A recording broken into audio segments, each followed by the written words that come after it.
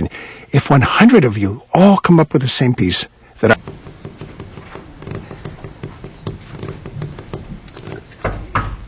Okay, folks, we're ready to go. Tonight is June the 2nd, and this is a Moscow City Council meeting. It is 7:01 p.m., and I am going to turn it over this moment to Walter Steed, our President of the Council. Thank you, Mayor. As most of you are fully aware, last Thursday afternoon, about 4:21 p.m., a fire was reported in a 12-unit apartment building over on West 8th Street.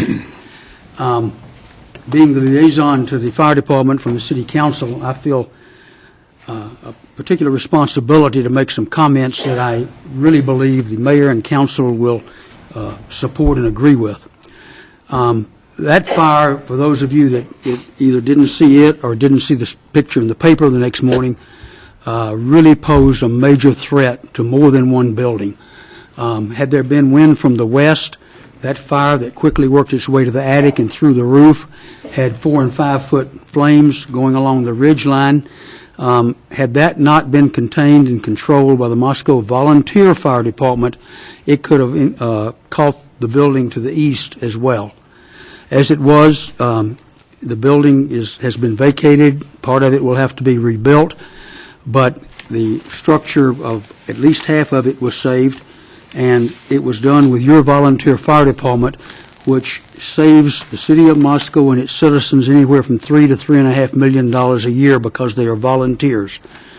Before that fire was over, there were 2 fire engines, a ladder truck, which was instrumental working from the backside on the ridgeline fire, the ridge fire, a utility van, a rescue rig, a breathing air trailer, an ambulance, a quick response unit, 36 firefighters, and 6 ambulance company people, totaling 42 volunteers working that fire. I dare say no town in this state of this size could turn out that many people on a fire on a first call. I do not believe any one of the 3 quad cities could do it. It was paged out, as I say, at 4:21. The first volunteer got there 4 minutes later. The command chief got there at 5 minutes from the page, and the first engine arrived 6 minutes from the page. So I wanted to point out to everyone in the audience and on TV tonight what a great job your volunteer fire department did. They have an annual goal of $87,000 for donations to help support them, and they currently have raised $78,000 of that. If it crossed your mind when you got the mailing that you may want to donate to the volunteer fire department, it's not too late. They would be most appreciative, and we hope that they're not challenged as they were that day, again, anytime soon. But when you see a volunteer firefighter or ambulance company person, give them a shout out because they did a great job for you.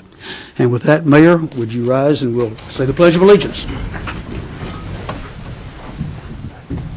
I pledge allegiance to the flag of the United States of America and to the republic for which it stands, one nation under God, indivisible, with liberty and justice for all. Thank you, Walter, for that nice presentation on our firefighters, and everybody up here feels exactly the same way you do about that. We're going to move on, but before we get to the consent agenda, one item on the items tonight on the agenda, number 2, employee recognition. The Rhodes Scholar presentation will not be done tonight. It'll be a future date for further preparation. So number 2, folks, will be stricken off tonight's agenda, but we will move on to the consent agenda right now. Mr. Mayor, I would make a motion that we approve the consent agenda as presented. I'll second that. Okay, we've got a motion by Walter and a second by Tom on approval of the consent agenda. I'll take the roll with John. Aye. Aye. Aye. Aye. Aye. Aye. That will pass as is. Very good. So we'll move on as we're going here to item number 3, which is mayoral appointments. And I'm happy to announce 2 of them tonight, once the council has approved them, of course. And that is Andrea Mason, Human Rights Commission. Andrea, are you here this evening? If you are, please stand up so we can see who you are. She's not here tonight. And Anthony Burt. Anthony, are you here tonight? Anyway, those are the two candidates, both for the Human Rights Commission, and the term would be through the end of 2016. Do I hear a motion to approval? Mr. Mayor, I'd like to move that we approve those two appointments. Second. Okay, and I'll start with the roll from Art. Aye. Aye. Aye. Aye. Aye. Aye. Okay, and that passes. Very good. Thank you.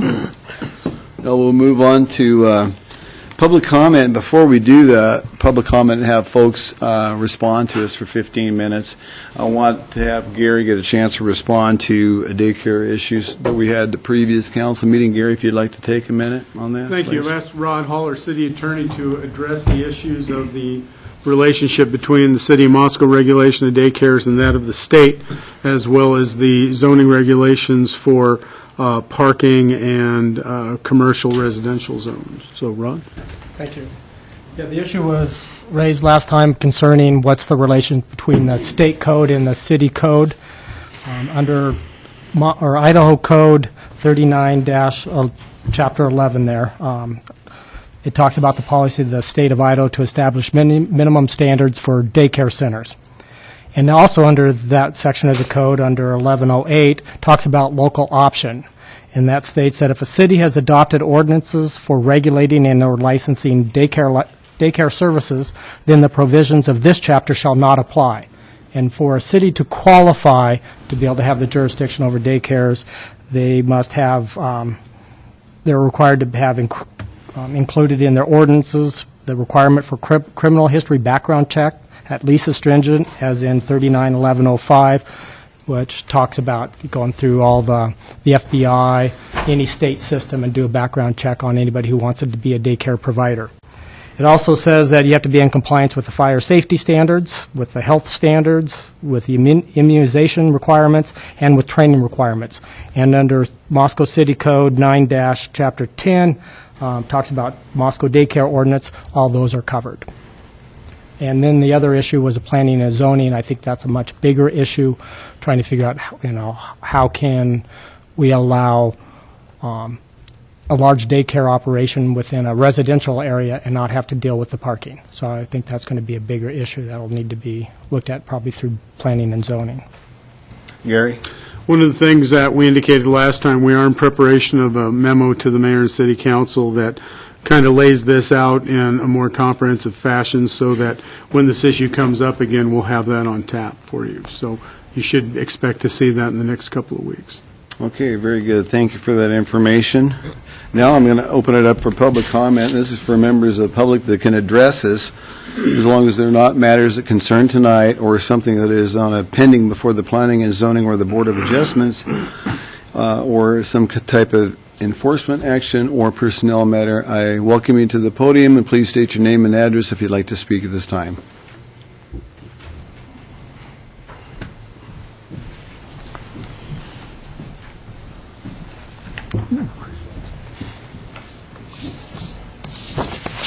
Good evening. My name is John Kimberling. I live at 1923 East E Street. I'd like to introduce my friend Ben Barton, who will be chiming in a moment here.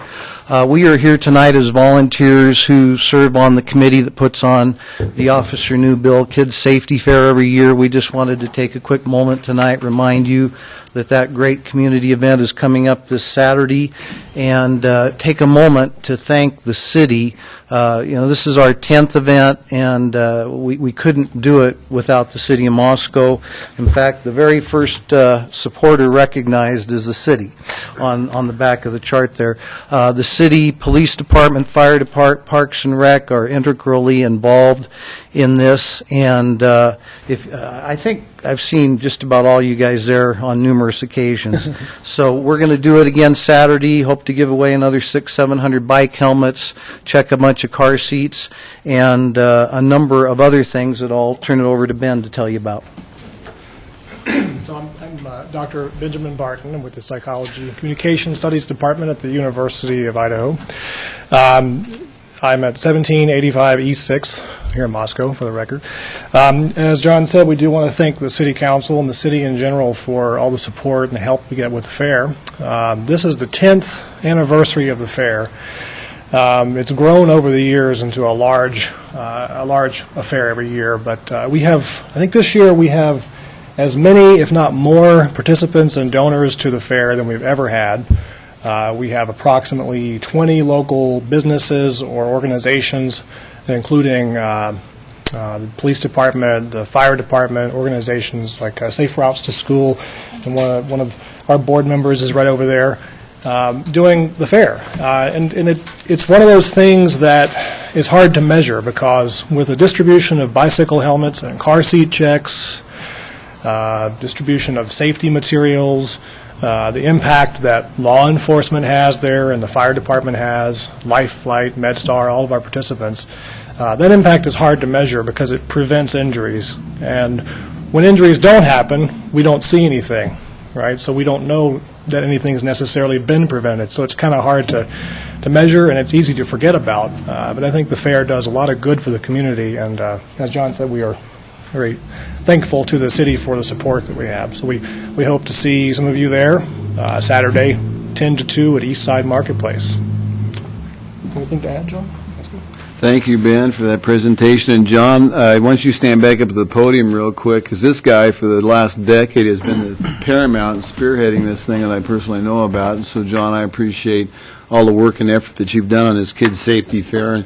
And I think the entire community recognizes that. And if they don't, they should. So that's why I wanted you to get some recognition at this podium. So thank you for your hard work. Well, thank you. And also, besides all the safety stuff it does, something else that's important is it continues to keep Lee Newbill's name in our minds for his sacrifice to this community. And, well, of course, we renamed it after him with the permission and support of his family. And it helps us, too. It helps remind people. So thank you. Thank you, John.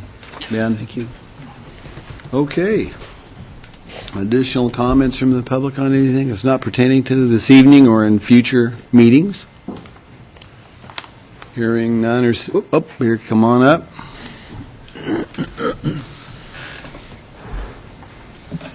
David Pierce, 716 East F Street. I would have done this at the last city council meeting, but I was vacationing in California at the time. Anyway, I received a form letter dated May 9th, 2014 from the city of Moscow. The letter stated, "It is time for the annual test of your backflow prevention assembly." It went on to state, "Failure to comply with this requirement will result in disruption of water services to the premises. The test results are to be sent to this department on an approved tester report form. You should receive a copy of the test report. Ensure that the tester promptly returns the test report form to our office to avoid a subsequent notice." I received an invoice and test report from Waterworks Irrigation Company on April 9, 2014, informing me that they had turned on and tested my irrigation system. Upon receiving the Water Department's threatening letter, I contacted Waterworks Irrigation to determine whether they had in fact filed a report with the city. I was assured that they had done so on the day they tested the system. I have a problem with the letter from the city. The backflow test had been done and reported a month before the letter was sent by the city. At the least, the letter implied that I had not met the requirements of city code. Otherwise, I should not have received the letter. At worst, it threatened to cut off my water. But I had, in fact, complied with all the requirements and the city should have known it.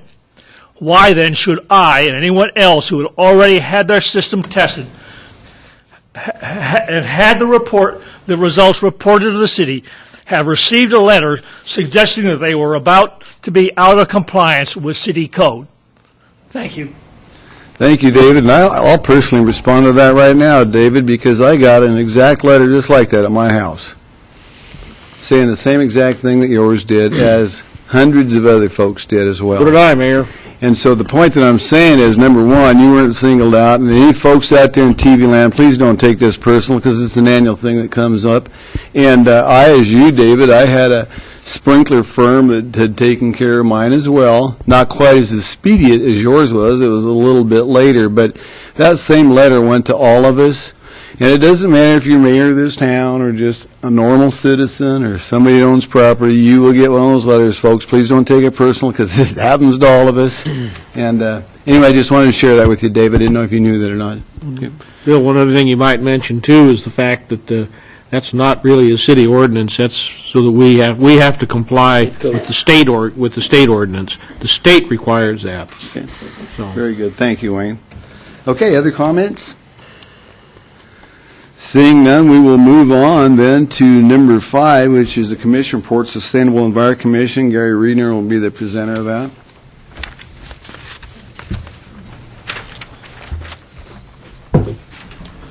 Thank you, Your Honor. Regarding the letter that went out, if I could comment on that, this isn't the first complaint we've heard about that. People need to know that their water service can be terminated if they do not have that backflow device tested. It probably could be phrased in a different way, so we'll take a look at that and see if we could be a little bit more user-friendly on that. And do apologize, David, if you took offense by that. I'm here to introduce Steve McGinn, who's the chair of our Sustainable Environment Commission.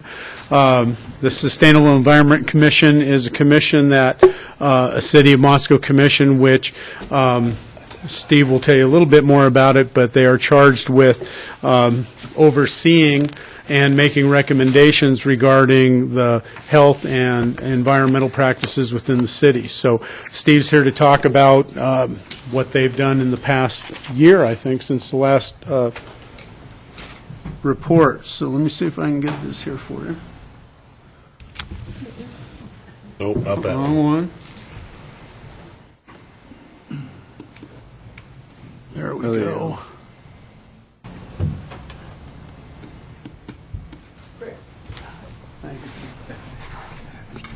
Thank you, Gary. And good evening, City Council and Mayor Lambert. Thank you very much for having me here tonight and being able to speak on behalf of the Sustainable Environment Commission. I am going to have to figure out which button to click here. Let me see if this does it. So I'd like to introduce the commission roster as it stands right now. As Gary mentioned, I am the current chair. I took over in January. Scott Fidel and Andy Boyd our previous chairs. I think Scott was almost a lifer. He was on there for about 7 years, Andy for about a year. The commission is made up of citizens of Moscow as well as the Latah County. Keegan Caldwell was the current sustainable intern. He's just graduated, as has Eric Anderson, who filled the UI seat. Unfortunately, both of those folks will be leaving. Luke Miller serves as a sitting member from the Moscow High School. Adria Mead was also on the commission, as is the case with a lot of commissions in the city. We have people that are transient, graduate, which is wonderful in the case of Eric and Keegan, and move on. So we will have some vacancies there. Mayor Lambert, we will be forwarding some names to you, and if anybody's interested, we're always looking for a few good citizens to serve on this commission. So let me give you a little better idea of what we've been up to. The mission statement, this comes off the website.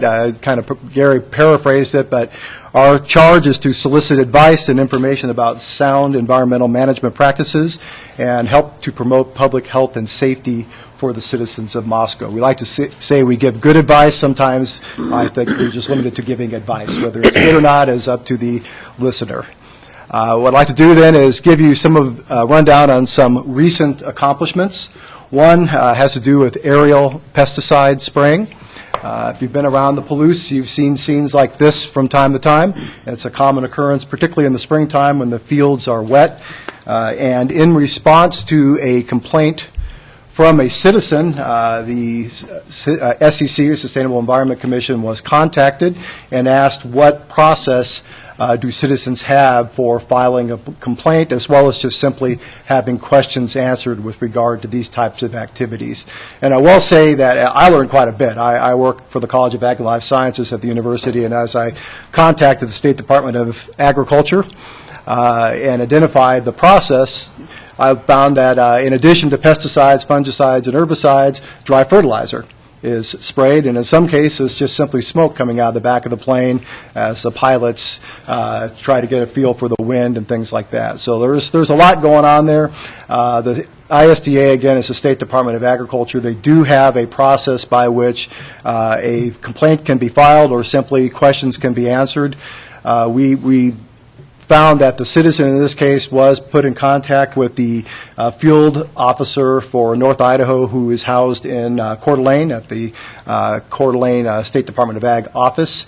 And so that was followed up on. It really is a report that then the field investigator will try and find out exactly what happened. We didn't go any further than that since it was a personal complaint, but we did decide that this information would be useful to others in Latah County as well as Moscow, so we summarized the information and put it on the SEC webpage for others. We're certain this type of question will come up again. Mayor's Earth Day Awards. I'm pleased to see the Lowrys here tonight since they were recipients of that. This has been a long-standing tradition. The intent is to recognize Moscow residents as well as organizations that are responsible for activities conducive to environmental sustainability. This award has been taking place for a number of years. The role of the SEC in this case is really to help organize the nominees, to facilitate the process, solicit nominations, and suggest those and get them all organized. And we are quite pleased with the turnout. Sorry, this is a little bit small for those in the back of the room with old eyes like mine.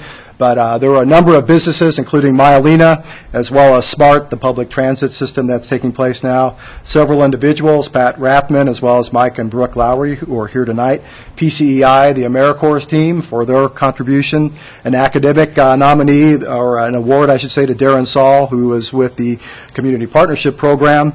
Student, and I hope I can pronounce Wetiki, whatever her name is, she works at the Sustainability Center, has been quite active in sustainability issues at the University of Idaho. McDonald Elementary School, if any of you stopped by McDonald School last Saturday, they had an open house with the Greenhouse Learning Garden Center. Debbie Bell really spearheads that. It's a phenomenal outdoor learning center. And then the Palouse Basin Water Summit were recognized this year. So I want to thank Mayor Lambert for continuing this tradition, and trust me, there's wonderful activities going on year after year. We'll be rounding up names for you again next year, Mayor Lambert. Another one is Palouse Clearwater Food Coalition. This is a community-based initiative bringing together grassroots collaborative approaches to promoting local food systems in the Palouse Clearwater Food Shed, as it is called. The role of the Sustainable Environment Commission in this case, I serve as a liaison to the PCFC. I attend their monthly meetings, provide expertise when I can as a person involved in agriculture. And then I was very pleased as a member of the Sustainable Environment Commission that we were able to donate $50 to help offset the costs for the Food Summit 3.0. This took place in the 1912 Center this January. It was a phenomenal event. Some of the highlights, presentations by regional food businesses. These are people that have started up food-oriented businesses in the city or in the county, I should say, and they shared some of their challenges, some of their successes, and all that. Very, very interesting presentations, as well as the keynote address. I'm sorry I can't remember the person's name right now. It's a local farm operator, and she summarized not only the implications of the Farm Bill, as well as the cottage food laws that pertain not only to Idaho, but Washington. And that was the lunch keynote address. The afternoon consisted of what they call the Ignite session, and this was a resource and networking fair, chance for farmers, ranchers to get together with local agencies, bankers, and just network. I mean, there are so many people with ties to the food web in this area that getting them together in one room was phenomenal. Probably 60 to 70 people attended this year, and we're quite certain that Food Summit 4.0 will be planned and will be a rousing success. We're very happy as the SEC to be a part of that. Current projects, pollinators on the Palouse. Of course, many of you have seen, at the national, international level, we are interested in what really is taking place on the Palouse and how we could be involved as a commission. I couldn't resist putting a couple of pictures of bumblebees up there. We decided to invite Tim Hatton, to our recent May meeting of the SEC. Tim is a local pollinator expert and gave just an excellent talk on just the general ecology of pollinators, bees, as well as other insects, birds, bats, etc. And then more than anything, talking about what local homeowners can do. And with that, the Environment Commission decided that we should develop some educational materials to help get the word out, alert homeowners to the issue at the local level, what they could do in their yards, what happens in the fields around here, and what not to do. And so we do have a request in to use some of our annual budget to develop these not only radio ads, but brochures that can be handed out at the farmers market and other venues. There was a very good Yscape and pollinator presentation in May, I believe it was, but put on by the Water Department, and we want to piggyback on that. I think this is a very important issue, and it's one that people need to know more about. I did take a look at your agenda tonight and realize you're going to be here pretty darn late. So with that, I'm going to wrap it up and ask the council if there are any questions. Well, Steve, thank you, for chairing the Sustainable Commission, Environmental Commission. Back in the days when I was on council, I was liaison at one time for that. It was one of my favorite commissions to be a part of, and there's a number of you, including yourself, that have been on there for a while. And as you had mentioned, yes, we've got a vacant seat, so I'm very much looking forward to some names coming forward. Great. On that. But thank you very much for the great job you guys do. I really appreciate it. Council, anybody got anything for Steve while he's at the podium? Thank you, sir. You're welcome. Okay, Thanks, folks. Steve. We will move on, and next will be a quarterly report on the Paradise Path Task Force by Tom Grunden. Tom, good evening. How are you tonight? Good evening. Thank you. Fine, Mayor Lambert, City Council members. Tom Grunden, Staff Liaison to the Paradise Path Task Force. And I'd like to introduce Margaret Littlejohn, our august chair, to make quarterly report number 3. Thank you, Tom, and Mayor Lambert and City Council. I'm happy to be here to share our accomplishments for the last 3 months. I'll get free, Margaret, so you can talk. Okay. You don't have to think here. Okay. And you can just... So we had our last quarterly report in March, and so I'm here to talk about the last 3 months of activities of our group. We had 3 meetings during that time, and we had a quorum present at all 3 meetings. We got your approval on our revised mission statement, which you can see there. We promote and advise on the development of a path system in and around Moscow, embracing 3 important community concerns: active transportation, recreation, and resource conservation and enhancement. So for the past 3 months, we've had a number of activities that we've been involved in. We are continuing to support the city as it continues to stripe Paradise Path along the edges so that it allows better nighttime travel. And the goal to complete this is this summer. Part of it was done last fall or last late summer. We joined the Idaho Walk Bike Alliance, a statewide group promoting active transportation, and obviously they have similar goals to what we do, and we felt it would be a good alliance to have.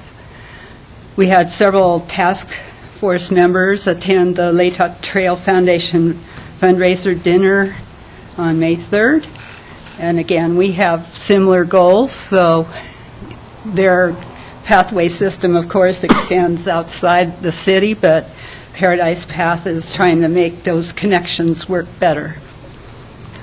We have 3 city booths planned for the farmers market on June 14th, coming right up, July 19th and September 20th, and we hope to make the public more aware of what we are doing, as well as recruit new members. And we also participated in Safe Routes to School events this spring. We have a lot of goals for the next year or so. And I think you got a list of those in your agenda. We want to improve the Highway 95 and Troy Highway connection, that shortcut that people use from the crosswalk there to the trail, so that they don't have to cut between two trails.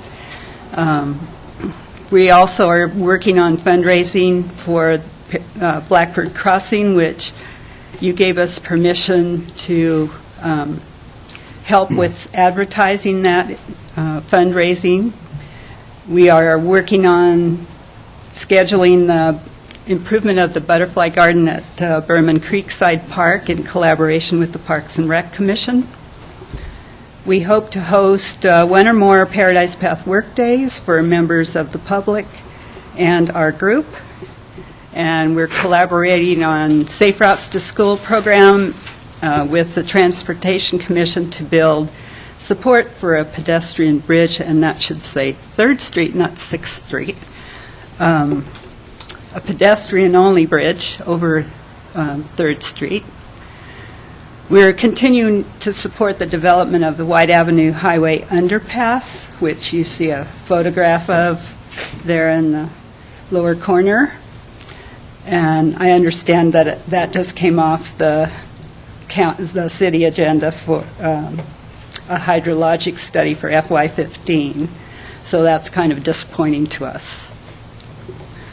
We are also supporting Mountain View road improvements for pedestrians and cyclists, especially the traffic circle, the potential for a traffic circle at 6th Street and Mountain View. And we're developing wayfinding signs for Paradise Path, and those are actually in the works. The You Are Here signs scheduled for several places along Paradise Path to help people figure out where they are and how to get where they want to go. We are hoping to add additional orphan path linkages, and Tom Grundon and Kevin Lilly just looked at these orphan path sections that we had proposed, and we're going to move forward on improving those, at least by signing them and other improvements that Kevin approves. We are promoting path tour rides for membership and interesting parties, and that's just to familiarize more people with the pathway system. We're, as I mentioned, going to plan to do several farmers market booths for the city to, again, promote and market Paradise Path. We're developing a Facebook page and other social media for the task force to, again, make more people familiar with what Paradise Path is all about. Whoops, I lost that last one there, but it just said that we were going to try to recruit new members. Any questions? Thank you. Walter? Margaret? Yes. I want to congratulate you and the Paradise Path Task Force and the progress you've made. It's probably because I'm no longer liaison, but that's okay, whatever it takes. 2 questions for you. Sure. You talked about improving the Highway 95 and Troy Highway shortcut section. Is that at Steiner? No, it's... Where is that? It's right on the corner of Highway 95 and where the Southside Mini Mart used to be. Okay. That crosswalk that goes across the Troy Highway to Highway 95. Once people cross, there's no connection there to get to the pathway, which is just maybe 12 feet or so from that corner. Okay. And that's what that is talking about. Okay, yeah, thank you, I understand. And another one, if I may. You also made a comment about a hydrologic study or survey or something regarding the White Avenue underpass. I didn't understand.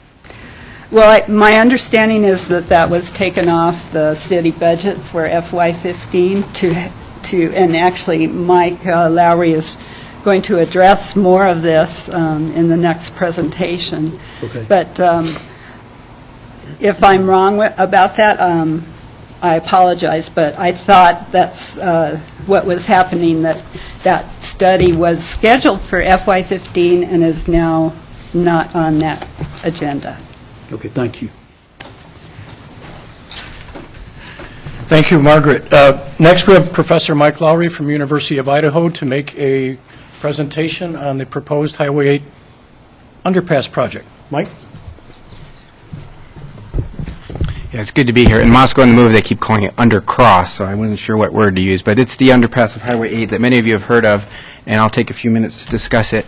So to get your bearings, the Paradise Path is here in green, and I think this is a pointer. So we've got Highway 8, which, by the way, has about 12,000 cars per day. And one of the challenges and frequent concerns that we hear from the citizens at the Paradise Path Task Force is getting across that highway to get to the path.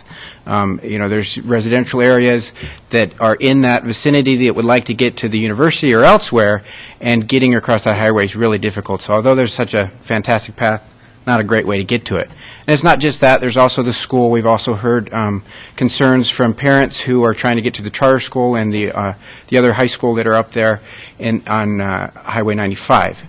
Also in that area is more residential space that maybe wants to go the other direction across the highway, and apartment complex that want to get to the fairgrounds, want to get to the commercial area of Eastside Marketplace, Safeway, and the movie theater and other locations that are there. So the question is how do you get across that? There's a signal at the couplet. There's a signal at Blaine. And ITD has said that they will not put any more signals between those signals, the Idaho Transportation Department.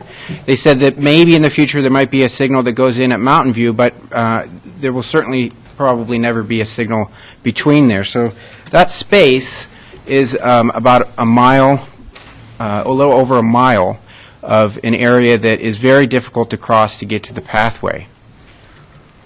So what we have proposed, and this actually has been something that's discussed for many years, and the Paradise Path Task Force is just taking the role of trying to push the conversation forward, is an underpass at this location here.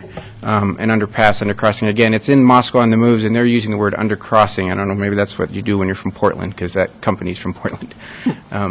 But to get the idea of where this is the Troy Highway, the Highway 8, looking toward Troy. There's the Tesoro gas station, and the path is here on the side. Well, there's a creek that goes underneath. This is Paradise Creek. And so I went out there today just to get a sense of, again, what's happening, and I saw a few people trying to cross.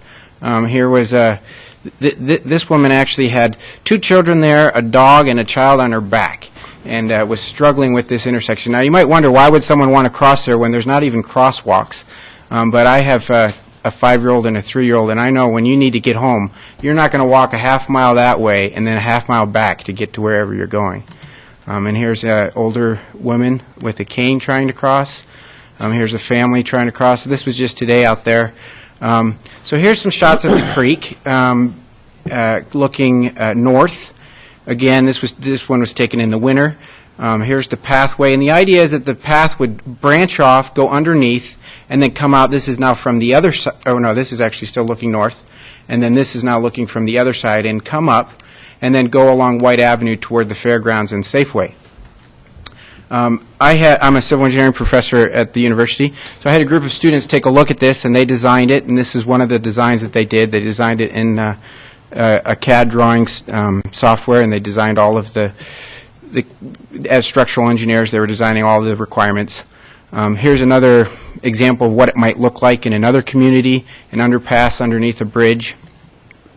One of the reasons why we would also want to do it in this location, I don't know if you've ever seen this map before, this is the snow routes for the city of Moscow, and it is on the crossroads of some snow routes there.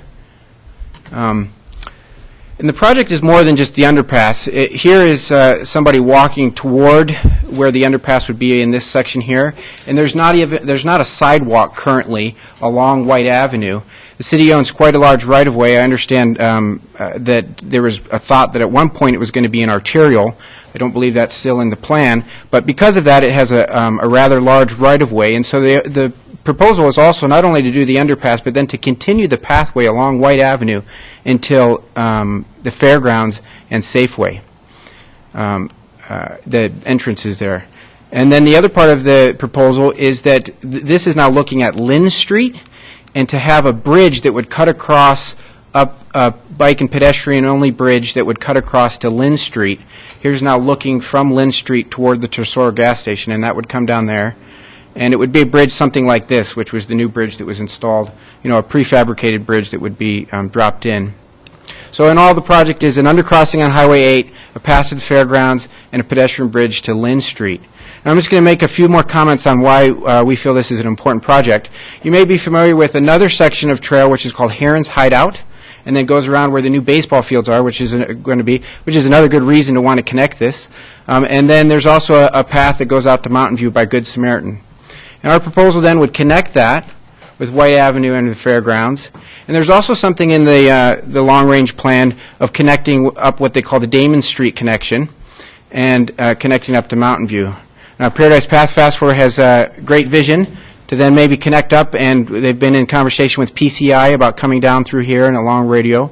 This is also in the Moscow on the Move plan that a path would come along Farm Road.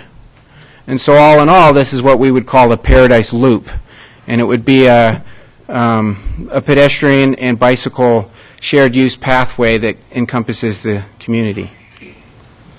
Even if those other things aren't to happen, there's a lot that can be accomplished by this connection. Even if we never do the Damon Street, just coming down on the on-street bike lanes would allow the whole east side of the community better access to the pathway. I also had another group of civil engineering students, as their senior design project, go out and survey it. So they crawled down in there and they got their surveying equipment, and they measured out and made an elevation schematic profile and determined that there would be 95 cubic yards of excavation required. There's a few restrictions that, when freed up, would stop a lot of the stopped flow of the stream right now. They made some CAD drawings of how it would look coming in and out. They also did a flood analysis, and this they happened to do it in the year that, if you recall, in 2010 there was some flooding. This is at a flow rate of 265 cubic feet per second, and one of the things we'd want to know is how often would this underpass be flooded. And so they looked at the drainage that leads into this part here, and in fact it would be flooded probably every year. This is the last since 1979.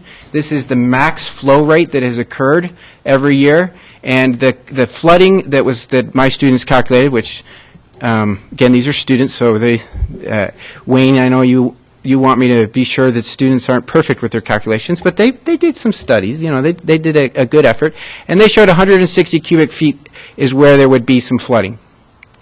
And so that would mean that one event per year, and that flooding would probably last about 3 days, and is what their calculation was. So I think one of the things that has been discussed and under consideration is getting professionals to do a hydrological analysis, which certainly would be needed. But this is some preliminary work that was done by some students at the University of Idaho. But even if it does flood, let's say it floods for a week, a year, or even 2 weeks, I'm pretty certain that if you talk to those who would be interested in crossing at that location, they wouldn't mind 2 years not being able to cross there for what it would do for the rest of the year. My students also met with the Idaho Transportation Department to get drawings. One of the things they discovered is that one of the drainage pipes would need to be rerouted. ITD was pretty excited about this project because, again, as I say, they have no interest in putting a traffic signal there, and so any alternative to that would be preferred. So there was a lot of public input on this during the Moscow on the Move, and it came out as the top-ranked project for a crossing. And they estimated, so this was Nelson Nygaard's estimate, of $340,000 for the undercrossing. As far as that public involvement, if many of you are aware, they were here in a few town hall meetings. They had different projects, and they had citizens rate the projects that they thought were the most important, and this one came out on top. So I'm near the end here. I just want to make a few more points of why I think this is an important project. 3 things: the potential to save lives and prevent injuries, facilitate economic activity, and increase the attractiveness of Moscow. So right now, the Idaho Transportation Department is associating $6 million toward a fatality, and $300,000 for a serious injury, $84,000, and $55,000 for a possible injury. These are the current dollar values that are used when doing benefit cost analysis for an ITD project. So if you were to try and take a guess of, some sort of prediction of what's the probability of a fatality in, let's say, a 10-year period in that area. And Nelson Nygaard noted, by the way, that this is showing different speeds, and when a pedestrian is hit at these different speeds, the probability of death, and at 30 miles per hour, it's about 40% probability that the pedestrian will die. So even in a low conservative estimate, if we say there's a 10% chance of a fatality over the next 10 years, then that economic cost would be about $605,000. So that, just on preventing a fatality, that might be a threshold to look at benefit costs. But there's, even injury, or not to mention the benefits of the movement and travel that will happen here. So facilitate economic activity. Just show this slide again. There's a barrier with this highway, and the commercial and residential interaction would be greatly improved by having that underpass. And then as I was making this presentation today, this last one that I thought of, increased attractiveness of Moscow, well, I happened to go to the web page, and I saw, this is a community that promotes walking and biking. We have our art walk, we have our prize ride, and I've done the prize ride, and it sure would be nice to be able to have an underpass there for that event and other events that happen. And as I was looking at the web page, I saw this on the side, and I thought, we know it. This isn't new to us. This is something the city has recognized, that bicycling makes Moscow a special place. And I think that someone who moved here 5 years ago, it is something to be proud of, our bike paths. Although it's little pieces and they're disconnected. I think if we want to really have something to be proud of, we're going to want something like this for our community, a full loop. And so, thank you for the chance to share these thoughts, and if you have any questions. Thank you, Professor Lowry. Council, questions for the professor? What was your construction cost again? Nelson Nygaard, the consulting firm, estimated at $350,000. Thank you. Did you have something, Tom? I've said it before. I think this would be a terrific addition to the transportation system in Moscow. I have attended some neighborhood meetings. I can't remember what year it was, but it was several years ago within that neighborhood in the Pine Cone, Indian Hills area, and there were a lot of people that expressed the feeling of disconnection of being able to get across the street to the Eastside Marketplace or in the other direction towards the University of Idaho. And I think that being able to make some pedestrian-friendly crossings like this would help us, and I think this is a good example. And I agree with the sentiment that having it out of commission for a few days or a week or so per year due to high water is worth the trouble. Wayne? Thanks for the presentation, Mike. Very well done. Appreciate everything that you do, not only for this, but also for Smart Transit. You bet. Your $340,000 estimate that they put out for the undercross, how much sidewalk was included in that? Probably not much sidewalk. Yeah, so there's three three parts to the project that we think are all important and equally important. That's the underpass, the pathway up to the fairgrounds and Safeway, and then the bridge to Lynn Street. That estimate of $350,000 only includes the underpass. Okay. Any estimate on the rest of it? I don't have that. I think the best place to turn to an estimate on that would be previous trail construction that's happened here in Moscow, like Heron's Hideout. I don't know if someone would know, you could find a linear foot estimate. That's fine. Thank you. Thank you very much for your presentation, Professor Lowry. Tom, you got additional things you want to add? No, just thank you for letting us make the presentation, and on behalf of the Paradise Path Task Force, I thank you. Thank you, Tom. Okay, we're going to move on now, folks. We are on item 7, and this has to do with 1206 F Street lot division. Michael Ray will present. Yes. Even though this isn't a public hearing, I plan on taking public comment as we're going along. And before you start, Mike, you have something you want to say?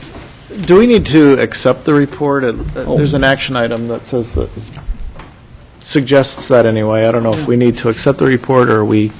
You should accept the report. Make a motion. I would like to make a motion that we accept the report from the Paradise Path Task Force. I'll second that. Okay, we'll start with a roll. John? Aye. Aye. Aye. Aye. Aye. Aye. The report is accepted. Thank you. Now we'll move on with Michael Ray here.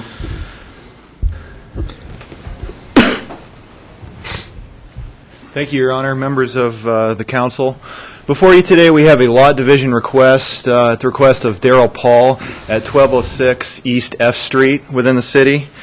Just to orient yourself, it's a subject property at the center of your screen, which is outlined in red, approximately 29,000 square feet in size, has property frontage on F Street to the south, Orchard Ave to the west, as well as Grant Street to the east. You have Rotary Park to the due west across Orchard Avenue. You also have various residential structures surrounding the property, basically single-family, as well as some intermingled two-family dwellings within those. Looking at the zoning configuration of the area, subject properties within the R3, which is our medium-density residential zoning district, as well as Rotary Park, and a large swath there to the north as well as to the east.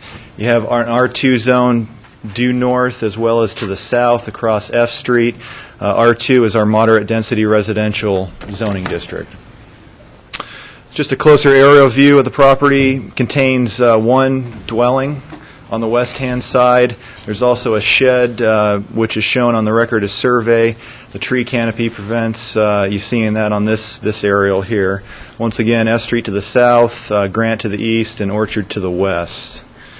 This would be the proposal before you today, basically divide the 29,000 square foot parcel into 4 parcels. The existing that has the existing house on it basically be a little under 8,000 square feet in size, and the remaining parcels would be just over 7,000 square feet in size each, maintaining the lot width requirement for the R3 zone, which is 60 feet.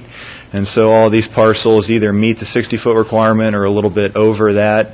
Minimum lot size for the R3 zone is 6,000 square feet for single-family dwellings and 7,000 square feet for two-family dwellings. This was the record of survey which was submitted for the project. Basically, you see those 4 parcels there. You also have a private driveway access easement going across all 4 parcels for the benefit of those parcels, and it will be private, it won't be public, and that was currently proposed to be 20 feet in width. I'd also like to note there was a little bit of confusion. There was a vacation of right-of-way that happened previously, and so you see this lot width here is 44.49 feet in width. When you add the additional vacation amount, that brings that total lot width into about 64 feet in width there. Looking at the parkland dedication requirements, there is a requirement for parkland dedication because this property is not within a platted subdivision. Looking at the R3 designation, basically 7% of the net developable area is required for parkland dedication. So once again, we have that 29,000 square foot parcel. Basically, 2,030 square feet of dedication, or $629.26 fee in lieu of dedication. So Parks and Rec Director has looked at this and recommended acceptance of basically the fee in lieu of the $629, and that's within an attached memo, which is attached to your packet today. And just a side note, the developer will need to pay the fee in lieu of dedication prior to any building permits being issued on this property. So, Public Works Finance Committee had reviewed this and conducted a public meeting, and that was on May 27th, 2014, and they recommended approval to City Council with no conditions. And staff's recommendation before you tonight is approval of the lot division request with no conditions suggested. I'd certainly stand for any questions that you might have. Council has questions for Mike? Art? A couple of them for you, Mike. Just to clarify, the access in the back is for alley access to rear-facing garages potentially? It would serve as alley access. It's not a public alley per se. It's a private access easement which would transect all four of those parcels. But yes, that is the intention of that, in order to push the building footprints of the structures closer to the street. You have a 15-foot setback within the R3 zone, so technically you could push it to that 15-foot front setback and have private alley access to rear-loaded garages if you intend to. And so that the lot width is sufficient to accommodate 2 townhouses per lot, essentially side by side? It would be able to accommodate a duplex. We would also allow townhouses within this zone. Obviously, this isn't the proposal before you today. We'd also allow twin homes. The problem with of accomplishing twin homes is that you need to divide the parcels further than that, and so essentially you would divide those in half, and that would kick you into a subdivision plat. And so that's why we're here at the lot division stage. Gotcha. And also, what's the classification of F Street out front? It's currently designated as a collector in our so comprehensive backing plan. movements are discouraged on collectors? Discouraged, I believe it's only arterials where they're prohibited. So for single-family, two-family dwellings, you're still allowed to do that movement. If it were for multifamily, which isn't allowed in this zone, or commercial, you wouldn't be allowed to back out on the right-of-way. So. Walter, did you have something for Mike? Mike, so the lot widths and square footages that are marked on that aerial and everything else we can't see that the Community Development Department has considered all meet the zone in which it's being proposed? Correct. We're not looking at any exceptions or any changes? No exceptions, yep. It's just a blanket 60 feet for the minimum lot width for that zone, and then you have the two 6,000 and 7,000, so it meets the higher standard for the lot area within the R3 zone. And if I may follow up. Continue. And any development on those properties would require the usual curb gutter sidewalk type improvements. Correct. That we require. Any new principal structure on a vacant piece of property would require full frontage improvements. Correct. Thank you. Wayne? First of all, I assume that your aerial drawing, your one line on the lot one is not probably in the right spot. The record of survey is more accurate. I noticed there. that. Yeah, that yeah, much yeah, more yeah. accurate. And then just to follow up on Walter's, because my question also was sidewalks, curbs, gutters, not only on F Street but also on Grant. And correct. It'd be on F Street. You know, technically, I think I misspoke at the Public Works Finance Committee meeting. We'd have to take a look at this property here to the west. It has an existing house, and so the way our code works is that at the time where you pull a new principal building permit for a new principal structure on a vacant piece of property, then that's when the frontage improvements kick in. And so if they're not doing any new building on the westerly portion, then technically they would not be required. Even on F Street? Even on F Street. So basically it would be from this point here to here, up here, where they technically would not be required because there's no new principal structure on that property. Wayne, you have a follow-up on that? So just clarify then, on F Street, the sidewalk would not go from intersection to intersection. It wouldn't be required to do that. Yeah, it would only be required to go, obviously, up Grant Street, down here to the intersection, over here to the west, and it would basically end at this point, or not be required to go in this direction We'd always recommend that the applicant extend it all the way to the Orchard F Street intersection for pedestrian connectivity. As you can see, the Rotary Park has a pedestrian pathway on that south side. So we would recommend that to the developer, but technically they would not be required to do that portion. John? He just answered my question. Okay. Tom, you had your hand up earlier. Was that question? No, I was going to ask the same Okay. question about All the right. sidewalk. Thanks. Okay. Other questions for Mike? Okay, let's move on. I'm going to, even though this is not a public hearing, I'm interested in taking public comment if there's anybody out there who would like to speak on this. Please come to the podium, sir. State your name, keep your remarks to less than 3 minutes, your address. My name is Michael Tsatsomiros. I live across the street on 1207 East. Pull the microphone down, thank you. Okay, Michael Tsatsomiros. I live on 1207 East F Street, which is essentially just across the street. I like the proposal. I have nothing against it, but I would just like to bring to your attention a concern. Inevitably, if there's 6 new homes essentially there, 6 new families moving in, there'll be perhaps as many as a dozen cars. That's the reality that will have to park on the street. Maybe Orchard, maybe Grant, maybe F Street, I don't know. That's what happens. And having lived across the street there for 2 years now, there is a very great concern that I have. Orchard is kind of the only way to come out, all that huge development area behind it. There's a lot of traffic coming on F Street from Orchard, not as much from Grant. A lot of traffic going back and forth F. A lot of kids walking up and down our sidewalk, the only sidewalk on the south side, on bikes, on, their skateboards, running, walking.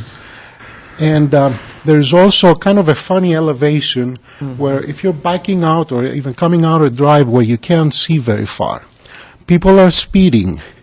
So it's even now very difficult to be able to come out your driveway, and that would be the case for at least 4 or 5 homes in that area, with the cars parked on the street, with all the cars coming out of Orchard and Grant and coming up and down F. If there's more cars that are going to be parking on F Street, if these are going to be the fronts of, these 6 new units essentially there, I am fearful and very concerned about the situation being developing over there. So I would like to bring that to your attention as a consequence of, allowing such that density of residential development there. And I don't know if you have the power or you can direct perhaps the Moscow police to come and look and reconsider the speed limit, even the pedestrian crossings where they are. They have not been resurfaced or repainted for probably many, many years because you can't see them anymore. It's a very serious concern that I have about that. It affects me directly. Basically, my heart pounds every morning when I have to get out my driveway, and I think you should be wise to know about it and may perhaps help us not make the situation worse. Thank you. Okay, hang on before you ask this guy a question. Do we have others that would like to speak? Please come up to the podium, state your name, address, and we'll give you 3 minutes, sir. My name is Bill Parks, 1630 Pinecone Road. Just a point of information. Last year I was talking to Dwight Curtis, and I suggested I worked out a methodology of the alternatives to land, that is the dollar amount. And I look here, and he assured me that they were working on this and that they were going to have a comprehensive change. At that time, I was suggesting that the cash in lieu of should be in some way related to the dollar amount of the value of the property. And I suggested further that they might accept the money on the parkland dedication after the things had gone on, because it may be a problem for the developer to put the money up right ahead. But I look at this thing right now, and I'm just guessing that this is going to sell for rocks approximately $7 to $10 a square foot. And your acceptance is at 30 cents a square foot. That's less than 1/25th of the market value. I would like to know if the council or the staff are planning on doing something about this disparity between requiring land dedication and accepting cash dedication. Thank you. Thank you. Other comments? Michael Ray, I'd like you to kind of address the parking issue, if you could, and where we're at with that and the circumstances with that. Would you please? Well, as far as the off-street parking requirement for any new structure that gets built on these properties, if it's a single-family dwelling, it'd be required to have 2 off-street parking spaces, one of which has to be located outside of setbacks, so you could build a garage or a carport or some other structure above it. If it's a 2-family dwelling, basically be the same thing. You'd be 2 per dwelling unit. So if they built duplexes on these parcels, basically be required to provide 4 off-street parking spaces, 2 of which have to be located in an area which could be garaged or covered in the future. So they will have driveways and or garages that would suffice the parking. Correct, yeah. When I had spoken with the developer previously, it indicated that he was planning on rear loading. That's the intent for the 20-foot wide access easement to the north of the property, basically building, garages at the rear and rear loading all of those duplexes that he planned on building on these properties to the north there. Okay, thank you. Wayne, you had a question? And while you're talking about parking, Michael, you just confirmed that parking on F Street is only on the south side, not on the north side. There is no parking on the north side of F Street. I'm not sure I can answer that off the top of my head. I don't think there is. Bill, do you have an answer to that? Bill Belknap, do you know? On-street parking. I couldn't tell you on the north side of F. Okay. I'm sorry, I couldn't. I don't know. He doesn't know. Walter, did you have a question you wanted Yeah, to answer? that was my question I had written down. Kevin, do you know? No, I'm Steve Myers on the... Please come up, Kevin. Kevin Lilly, city engineer.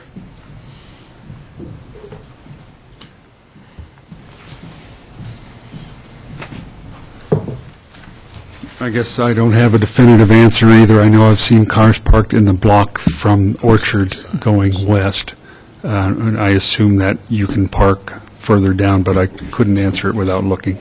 Bill, let me hang on. Walter still got it. Walter. Do you know the curb-to-curb width of F along this property? Not offhand. I think there's one over here, too. Wayne, yeah. Well, having lived in that area a block away from that for 20 years, I come up and down F Street a lot, and I am all but certain I cannot remember seeing cars parked on the north side of that street. But there's no, it's a vacant lot. No, all the way from Mountain View. I can't remember any parking on F Street on the north side of the street. Bill? If I may, with the benefit of street view, there does not appear to be any parking signage, so it appears that it is yellow curbed around a hydrant that's at the corner of Grant, and then it goes to a straight white curb, and I do not see no parking signage or parking regulation signage, so it would appear that between the two, at least between the two intersections, there would be on-street parking that is permitted, and it also appears that the roadway is 36 feet in width. 36 feet in width. 36? Thank you. Tom? A question for Mike. I'm wondering if there would be, for that remaining home that's there, currently there's a driveway that comes out to F Street. Would there be an opportunity with the suggestion that we've seen of the private easement there to reverse that driveway and have it be fed only off the back? Would that be a possibility to restrict that backing traffic onto F Street. Well, it's an existing curb cut. I'm sure the council, as part of the lot division process, could impose a condition like that. That's why I'm asking the question. Yeah, if it's possible to, I mean, is it physically possible to have that that rear load to that driveway With the topography? With the topography, et cetera. And then I guess then the question would be, then there would be a policy question of would we want to do that? But that's what I'm getting at, would be to try to restrict the undesirable backing movement onto. When I went out to the site, it appeared to be achievable. You may talk to the staff engineer that had been working on the project. Bring Scott him Becker. up. Let's bring him up, Mike, so we can talk about it. They're parked on there.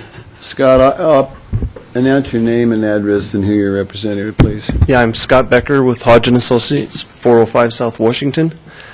We did look at the parking on this. The existing home would need to have the parking as it is right now, but the future homes we planned on having parking in the rear just because of the access onto F Street. Plus, we can shove the houses as close to F Street as possible, make it look really nice. So you plan on having no curb cuts on F Street? No. Okay. Walter? For Scott. Yeah. We've already pointed out the fact that aerial photos with property lines drawn on them are skewed because of where the satellite was and all of that. Correct. Does that driveway fall in the westernmost lot? It is mostly in the western lot. There's a little bit of it that might, a part of the gravel that would be easterly of the lot. Question for Mike, is that a problem? It would just be a private matter, civil matter. Okay. Wayne? Well, FYI, I just Googled that, the ground to street level, and well, I'll be darned, I see 3 cars parked on the north side of that street. So. Let me check your glasses. Yeah, really. Wayne, we accept your mistake. Hey, I owned up to it. Other questions by the council? How would you guys like to move forward with this?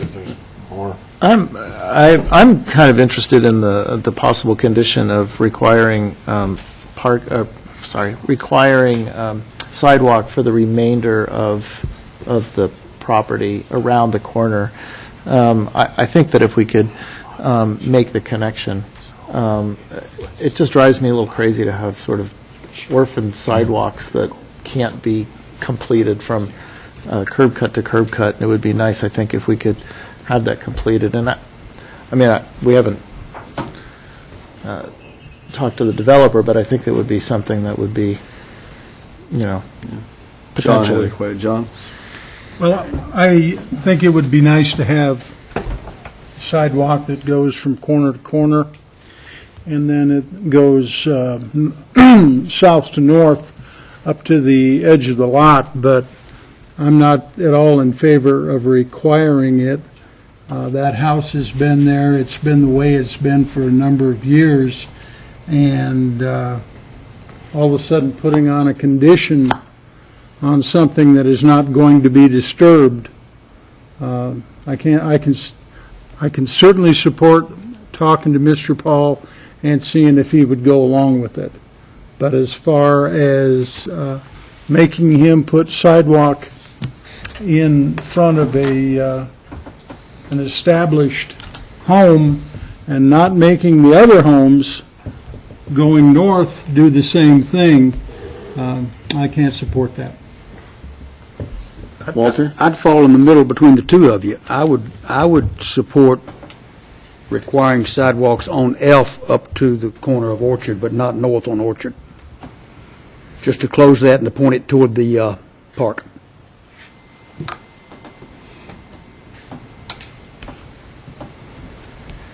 Okay, Wayne?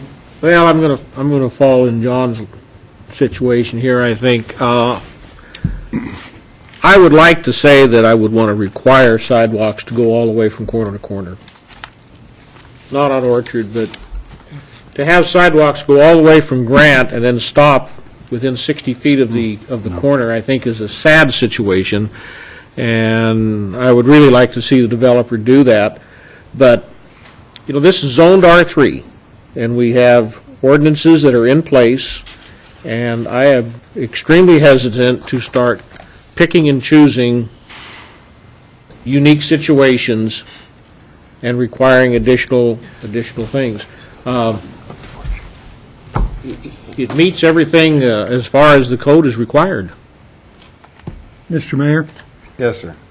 I'd make a motion that we approve the lot division request with no conditions on 1206 F Street, as it has been suggested by the... John, I'm sorry, I lost you on your motion from, I got the beginning and I'm then sorry, the rest of it I didn't just catch. approve the lot division on 1206 F Street. Oh, okay. As it is written. I'll second that. Okay, and Wayne seconded. I'd like to push forth an amendment to that to require the sidewalk to be completed between the two streets, Orchard and Grant, along the frontage of F Street. I'll second Art's amendment. Okay, we got a motion for the amendment. Now, if I'm right on this, and a second by Dan, we vote on the amendment first, correct? Okay, and I will start with John. No. Aye. Aye. Aye. No. Aye. Okay, that passes, so there will be that's one of the condition will be sidewalk from Grant to F, or to Orchard, up F. How we will go on the original motion, it was made by Wayne, Made by John. or John, and seconded by Wayne, and we'll start that roll with Art. Aye. Aye. Aye. Aye. Aye. Aye. Okay, so we've got that passed 6-0. You get that okay, Lori, the amendment, the votes on that, so on and so forth. Dan? You know, and along with what Mr. Parks brought up, I think that we do need to bring that forward. We talked about it in Public Works and Finance as far as looking at a more, I guess, equitable for the term for fee in lieu of parkland dedication.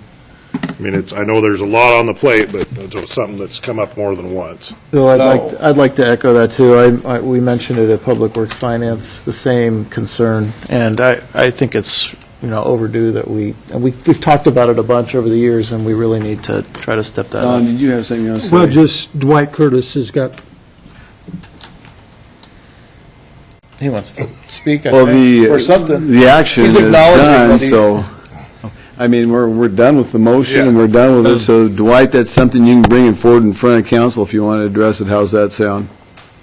Because we're done with this, we're done with this course of action on this number 7. We'll request this other. Thank you, Mike, for your presentation. We're going to move on to the Guess we next get Mike thing, because again, we're don't done, we? right? Well, Mike gets to do the next one, too, okay? Mike, Mike, would you like to stretch your legs or anything before you have to stand up? I think I'm fine, yeah. Okay, we're on item number 8, folks, which is a public hearing, Ridgeview Estates, second edition, rezone and a preliminary plot. And what we're going to have here is we got two things. We're going to have basically two public hearings, but it's all going to be heard in one thing, and then we're going to move on. We got two issues. One is a rezone, and the other is a preliminary plat. So I will let you take over. Thank you, Your Honor, members of the council.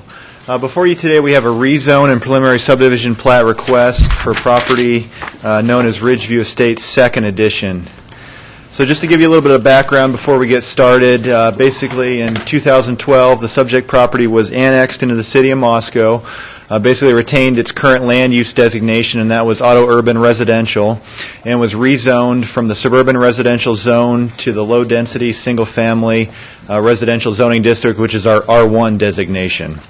Also included was a preliminary subdivision plat proposal, basically to subdivide the property into 36 single-family residential lots, which ranged in size from about 9,600 square feet to 15,485 square feet in size.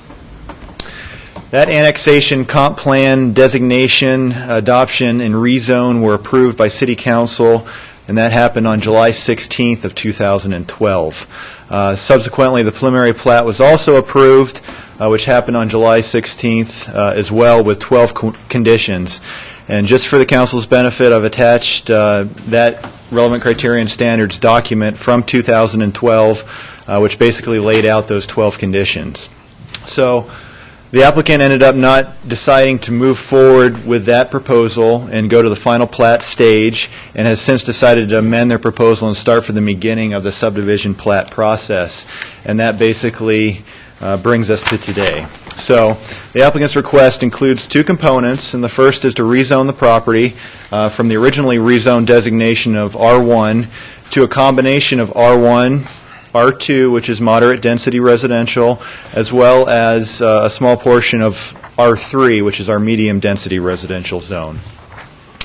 Also part of the proposal is a preliminary subdivision plat to subdivide the property into 42 residential lots. And those lots are proposed to range in size from 7,000 square feet to a little over 14,000 square feet in size. Now, the staff recommends that the council conduct two separate public hearings tonight. Like Mayor Lambert had mentioned, first for the rezoning, as well as second for the preliminary subdivision plat for Ridgeview Estates second edition. So just to orient yourself to the subject property, once again, it's in the middle of your screen, outlined in red. You've got the current city limits boundary, which is the orange dashed line that runs along the eastern property boundary. You've got Notting Hill Drive, or the future extension of Notting Hill Drive within Southgate 3rd Edition, coming into the property from the north. You have a current extension of Ridgeview Drive here to the west, as well as Wild Rose Drive. And you also have a point of access on State Highway 8, Troy Highway. So you have about 4 points of access to this particular piece of property. The subject property is surrounded by residential developments. You have Ridgeview Estates First Edition to the west, which is in our R1 designation. You also have lands within the county to the south as well as to the east, which are predominantly residential. You also have some mobile home parks as well as an RV park to the south of Latah Trail there to the south. This is a topography map showing contour lines on this property. Each black line represents 2 feet of elevation change, sloping to the north, gaining elevation to the north. Every red line represents 10 feet of elevation change, so you can tell a little bit steeper slopes on that northern portion and flattening out on the southern portion adjacent to Troy Highway. Taking a look at our comprehensive plan land use designation, currently designated as auto urban residential. As it was in 2012, you have lands outside of the city within the area city impact to the east as well as to the south, which are currently within that auto urban residential designation as well. You have a small swath, which is the Latah Trail, Paradise Path, which is currently designated as parks and open space. Those subdivisions to the north and to the west are currently designated as neighborhood conservation. What the comp plan tells us about the auto urban residential designation: those areas are generally anticipated to be developed for low to moderate density residential uses, and that's densities ranging between 3 to 7 units per acre. And the appropriate current zoning for AUR designated areas include R1, R2, as well as R3, which are your proposals tonight. So brings us to the current zoning map of that property in the area.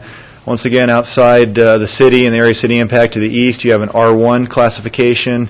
To the south, you have an R4, which is multiple family residential. To the west and the north, you have a continuation of the R1 designation. The proposal before you today for the rezone, basically to rezone the southern half of that property, a combination of the moderate density R2 residential as well as the medium density residential to the very south adjacent to Troy Highway. We would be leaving the R1 classification on the northern half of the property. Looking at what our R1, R2, and R3 zones mean, the R1 zone is a low-density residential zone, and that's appropriately applied where the following circumstances are present: where it's predominantly single-family dwellings, where the physical character of those areas does not lend itself to more intense development, either by virtue of irregular topography, restricted access, division of land into subdivision lots of a size greater than the minimum lot size required by this zoning district, or the application of the comprehensive plan policies to the land in question. Our R2 zoning district is appropriate also where single-family dwellings exist. The terrain is not harshly or irregular, and smaller lot sizes can be accommodated without extensive earthwork, and utilities and other public facilities are adequate for densities allowed. Also, the existing lot development patterns and policies embodied within the comprehensive plan also guide the application of this zoning district. That brings us to the R3 zone, which provides for an increase over the density allowed in the R2 by permitting different types of housing construction. It's appropriate where activity levels are moderate, terrain permits construction of somewhat larger structures, and where public systems and neighborhood facilities can accommodate a greater intensity of land uses as guided by the comprehensive plan. And so once again, that's R3 zones proposed to be adjacent to Troy Highway on the southern end of the lot. So allowed uses within the R3 zone include single-family dwellings, two-family dwellings, twin homes, townhouses, and looking at the commonly observed densities of that zone, it's usually around 7 to 14 units per net acre. This brings us to our proposed subdivision plat before you today. As you can see, we have the extension of Notting Hill coming in from the north. We've got the extension of Ridgeview Drive here to the west coming into the subdivision. You also have Wild Rose Drive here to the west, which extends through the proposed subdivision and terminates on the eastern property boundary to allow for future connection for undeveloped property to the east. Also have a cul-de-sac street, which is Cypress Court, here at the southern end of the property. I'd also like to point out it includes a linear stormwater swale with acoustical plantings, and that would be this parcel right here. So all the stormwater would be directed, collected, and conveyed through that proposed stormwater swale with acoustical plantings. So 42 residential lots, and these range in size from 7,000 to 14,000, a little over 14,000 square feet in size. Looking at the lot count, the total number of R1 lots is 19, total number of R2 is 17, and you just have 6 R3 lots, which are down here at the southern end. And I'd like to note that this, at the end of Cypress Court cul-de-sac here, this would be our proposed parkland parcel, as well as a 8-foot wide pathway which runs adjacent to the linear stormwater parcel to the south. Once again, we have that street system extension of Ridgeview, Wild Rose, Notting Hill. Ridgeview Drive and Notting Hill Drive are proposed to be 34-foot wide streets. Wild Rose and Cypress Court are proposed to be 28-foot wide streets. All are proposed to have curb gutter, tree lawn, sidewalks on both sides of the streets. A traffic impact study has been conducted by the applicant to see what effect the proposed development would have on the highway system. And the results of that traffic impact study is that an eastbound left turn bay on State Highway 8, Troy Highway, is warranted as part of this development proposal. Looking at our water and sewer system, water services are proposed to be extended via existing water and sanitary mains, which are currently located within Ridgeview Drive, Wild Rose Drive, as well as Notting Hill Drive. It's anticipated that under commonly observed household water use within the city, which is about 114 gallons per day per occupant, that the proposed development could be reasonably anticipated to use about 3.9 million gallons of water per year. Also, there's also existing sanitary sewer main, which is located along the north side of Troy Highway, which is currently part of the Southeast Sewer District. And then once again, storm sewer would be directed towards that linear stormwater swale, and then it's basically discharged to an existing drainage way towards the South Fork of the Palouse River to the south. Just wanted to go over the parkland dedication requirements of this proposed subdivision. Contains approximately 9 acres of net developable land, so this is excluding the streets within that calculation. Looking at our R1 and R2 zones, those require 5% net developable area. Our R3 zone requires 7%. So accordingly, the parkland requirement is 0.487 acres or 21,216 square feet. Now, the applicant's proposal is the parkland at the southwest corner, the parkland parcel, which is about 13,970 square feet in size. You also have the 8-foot wide pathway, which is a little under 5,000 square feet in size. So basically results in a 2,256 square foot deficit or $700 fee in lieu of. On top of that, the applicant has agreed to grade and hydroseed the park parcel, and that's estimated at about $2,500. So just wanted to go over a little bit. Staff received some questions today from some council members about counting the linear stormwater swale pathway as parkland. And I just wanted to point out, if the council is concerned, another option is the fee in lieu of, which is $2,224, and that's not counting the 4,984 square foot parcel, the pathway, excuse me. So that would basically be the 21,216 minus the 13,976. That gets you the result of 7,240 square feet. And so based upon our $13,500 per acre fee in lieu of, it would come out to be $2,224, which is a couple $100 less than what the applicants agreed to do in grading and hydroseeding of that park parcel. So just wanted to go over that briefly.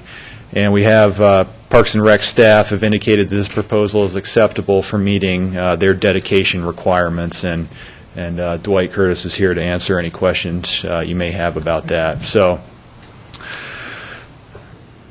brings us to the rezone recommendation. Planning and Zoning Commission did conduct a public hearing, and that happened on May 14th, 2014, and they recommended approval of the rezone request with no conditions. So staff's recommendation before you today is to conduct a public hearing upon the proposed rezone, and upon consideration of any testimony presented, approve the proposed rezone ordinance under suspension of the rules, requiring 3 complete and separate readings, and that they be read by title and published by summary.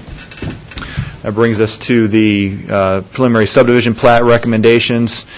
And basically, Planning and Zoning Commission had also reviewed this and conducted a public hearing on that same date, and basically had 15 conditions recommending approval as well. So staff's recommendation is to conduct a public hearing upon the proposed preliminary subdivision plat, and upon consideration of any testimony presented, approve the preliminary plat for Ridgeview Estates second with 15 conditions recommended by staff. And so Planning and Zoning Commission, like I had mentioned earlier, recommended approval with those 15 conditions. There is one condition that they did not carry over from staff's recommendation, and I will note that as I go through these recommended conditions. So first brings us to stormwater detention facility. The applicant shall be required to conduct a detailed stormwater discharge analysis to include any mitigation actions necessary to ensure that the stormwater facility shall have no downstream adverse impacts subject to the approval of the city engineer. Second one, under stormwater, the applicant shall prepare a revised linear stormwater swale design which meets City of Moscow stormwater swale design standards, subject to the approval of the city engineer as well. And lastly, the applicant shall prepare a landscape plan to be submitted with the final plat and subject to city approval for access to the stormwater facility and maintenance considerations. Brings us to the street system recommendations, the first one being that the applicant shall extend curbing sidewalks from their current terminus within Ridgeview First Edition into the proposed subdivision. This is where Planning and Zoning Commission deviated from our recommendations. They had stated that condition that the applicant shall extend curbing and sidewalks from the east side of the temporary turnarounds, which are located on the south side of Wild Rose Drive as well as Ridgeview Drive, into the proposed subdivision. So basically, can you easily flip to a mapping of that? Sure. Just so we understand what you're talking about. Sure.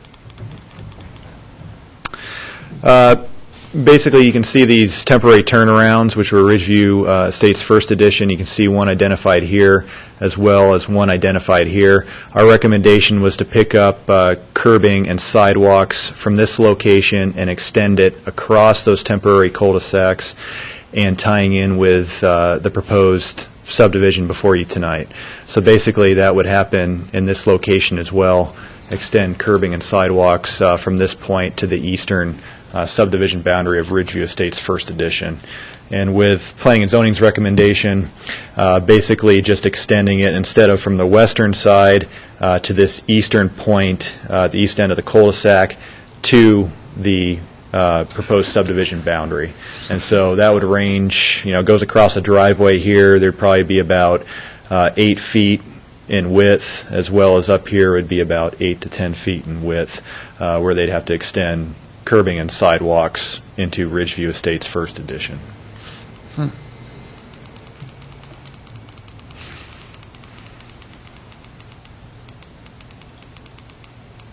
So basically, P&Z recommended leaving the temporary turnouts. Well, our recommendation would include leaving the temporary turnouts. So they essentially would become private property. We would recommend extending the sidewalks as well as curbing across those, and so they would be, elevated. They wouldn't be flush with the asphalt. Staff does. Staff does, yep. Planning and Zoning Commission are just recommending basically to pick up curbing and sidewalks on the eastern portion, so to not extend sidewalks or curbing across the temporary cul-de-sac. Yeah. I'm picking up.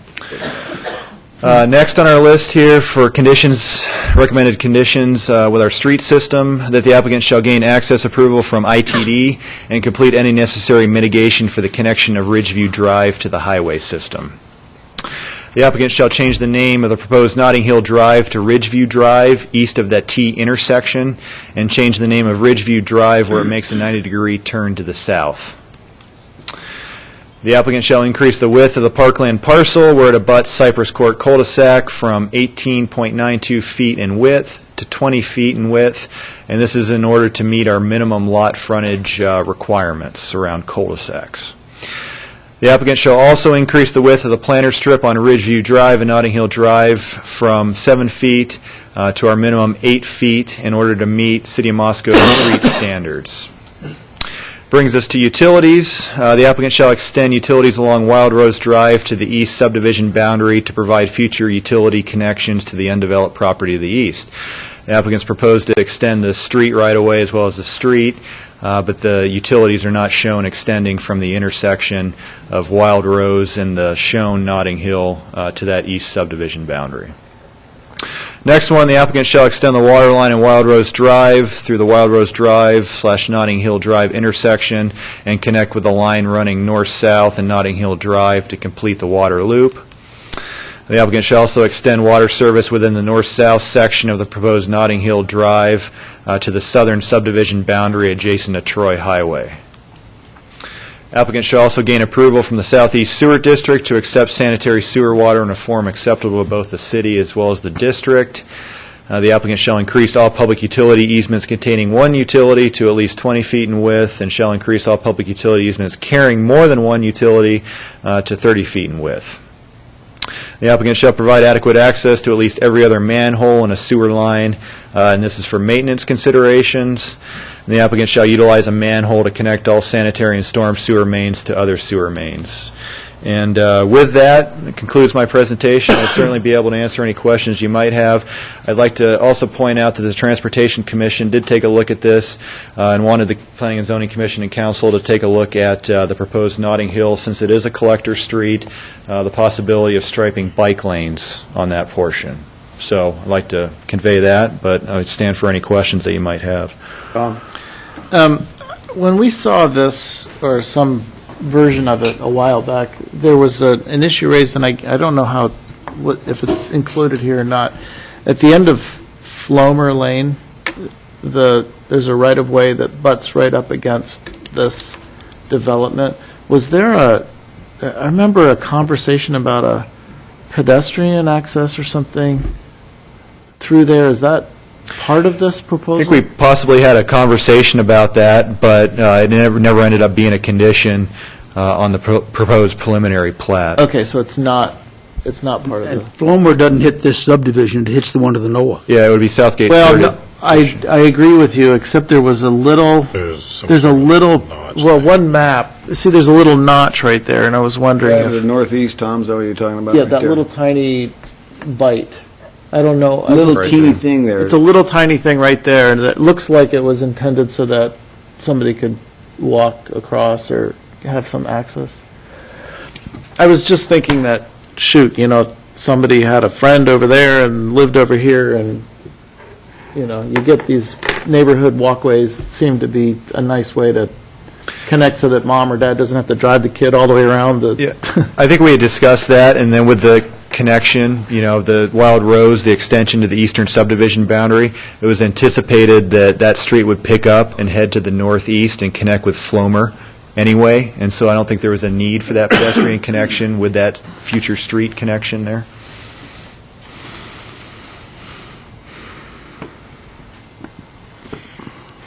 Or By way of understanding some potential, leave it right there, potential unintended consequences, does the rezone on this open up those 3 lots immediately to the west to annexation into the city because they would now be surrounded?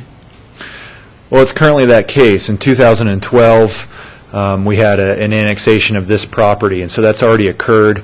Basically, we have an island right now, and if council wanted to direct staff to possibly look at annexing that, we'd have to follow state code, which there's certain types of annexations that we'd have to analyze it and go through those processes. I think it was referred to as a Type 1 annexation at the time. Part 2, is that some orphan zoning out in the middle of the highway? Yeah, that would just be the remnant of a suburban residential zone, and so we usually just annex property or rezone to the center line of the street, and so that's what's occurred here. Can't do anything about that because that's outside of the city limits. So it's just basically encompasses highway right-of-way as well as path right-of-way. So.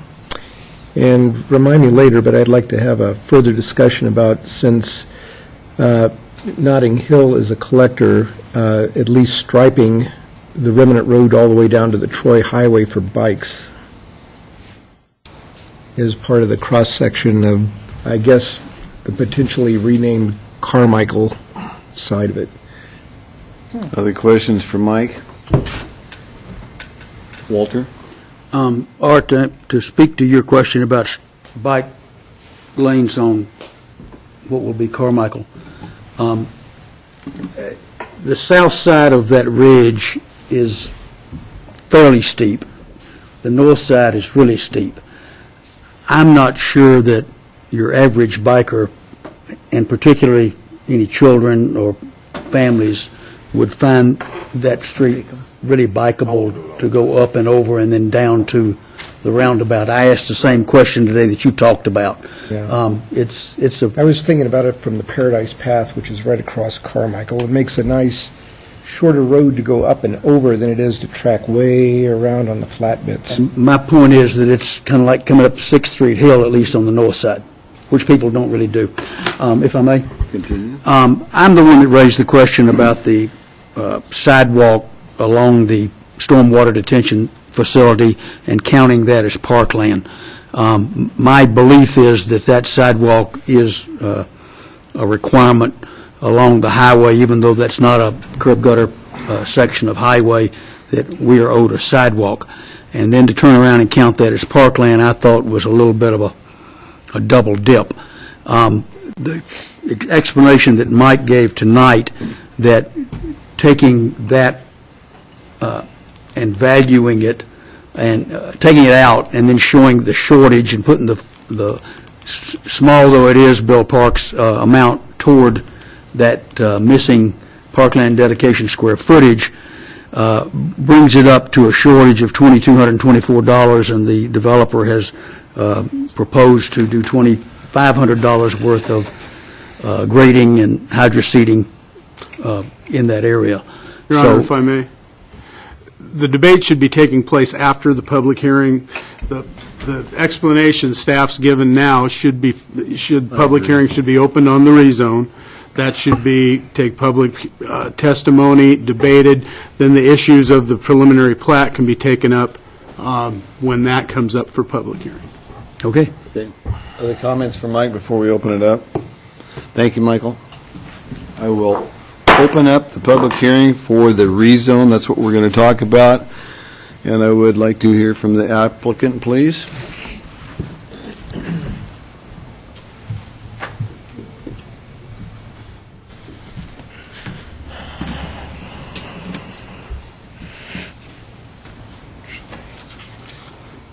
Garrett, give us your name and address, sir, if you would, please.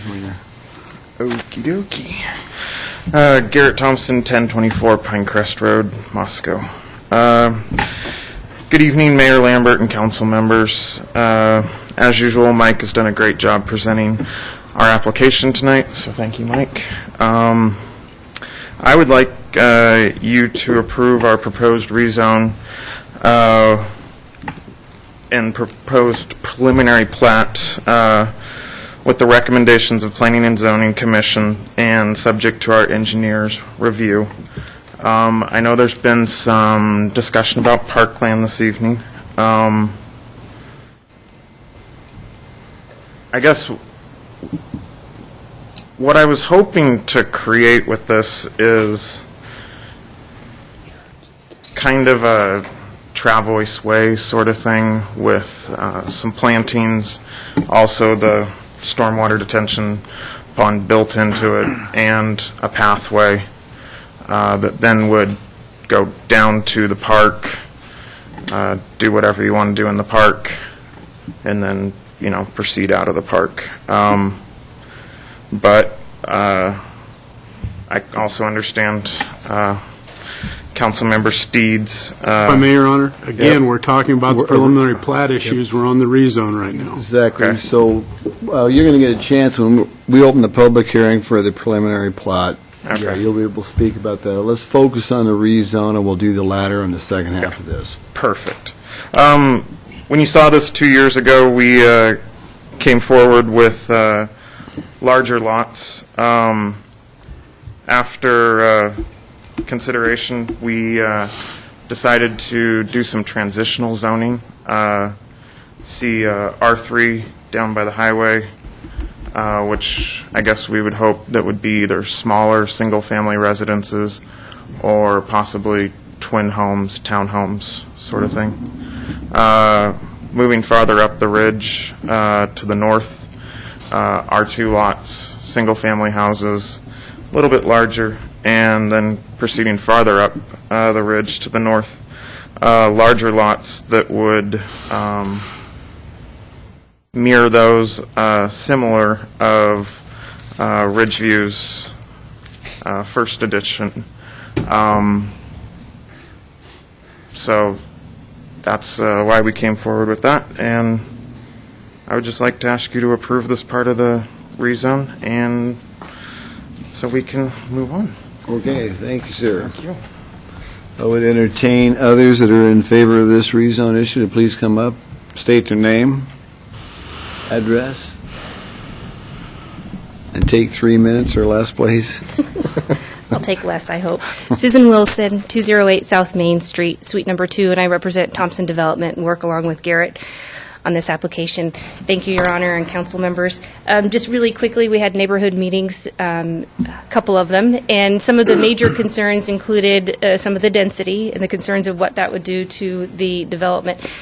Primarily, especially with the R3, the concern about apartments, it seemed to be the biggest issue. And so when we explained that it's really going to be, you know, twin homes and not huge apartment complexes, it seemed to ease it a little bit, even though I think, you know, predominantly the neighbors would like to have nice, huge, large lots there, and it just really wasn't feasible. So hence the rezone to increase the density slightly, and I think it's only increased by like 6 lots. So it's not a huge increase, but it does make it feasible. And one of the other concerns was the impact of the existing neighbors. So one of the things that the developer put forth at the neighborhood meeting was the fact that there will be covenants, conditions, and restrictions, which I know is not in the city's purview, but it was something that the developers tried to do to implement to help maintain the integrity of the neighborhood with increased density.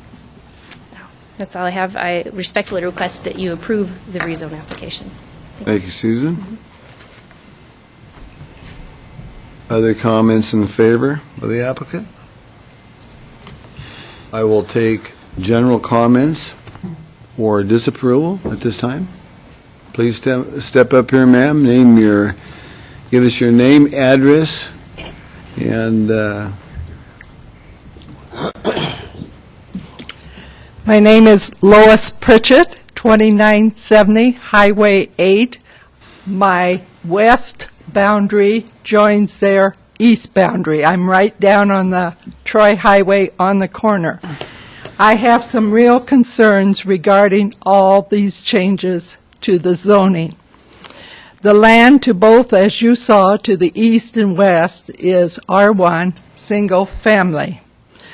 I was at a public hearing on May 28th, 2 weeks after you had the hearing on this, and they brought up the Pavel Court rezoning, and the planning and zoning at that time said they would recommend what was offered to stay consistent with surrounding area.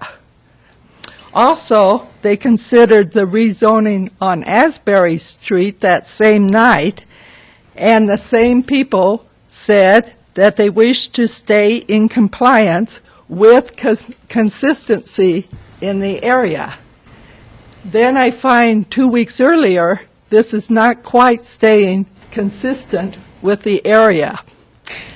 I find this a rather paradox that this piece varies dramatically from consistency with the area that surrounds it. Yes, you saw across the highway, it's R4, but that side is totally different from the north side where all of us have our single-family homes. The R2 zoning is quite questionable, and R3, in my opinion, does not consider us neighbors who have lived there for over 52 years with homes of R1 zoning. I strongly urge you to reconsider the recommendation and keep it in compliance with the area surrounding it, allowing our home values to stay strong. Of course, I'm down at the end where the R3 is, and I really feel strong that we keep the value of all the homes also there that are the R1 singles, their value. I appreciate it, and I hope you will consider. I don't see breaking up in such an area. 3 zones are needed there. Thank you, ma'am. Nope. Other testimony coming forward, please? Come on up, ma'am. State your name, whoever's coming up. This is either against or general comments. Could be either one. John Harrell, I'm at 1257 Wiltshire, and I don't approve of the current proposal to rezone the subject property. The reason why is because the Notting Hill Drive, you're planning on extending that over into the subject property, and I think that will create a lot of undue traffic on Notting Hill Drive. Notting Hill Drive is currently single-family homes where there's a lot of children out playing in front of the property, and I don't think that traffic coming off of Highway 8 and also with the subject property being rezoned to have a lot more homes and other people in there would be good at all. There's really no reason to have that extension coming in through Highway 8 up through Notting Hill. As a matter of fact, earlier today we just saw that there's 12,000 cars a day pretty much within that area on Highway 8, and I just don't see any reason to open that up to have that kind of traffic going across there. So I don't approve of that proposal to rezone the property to include more people to go up through there. We also do recognize that we are, as we saw a number of times, that we're like a biking community. It would be kind of nice just to have that as a bike path to connect Notting Hill Drive up to the subject property.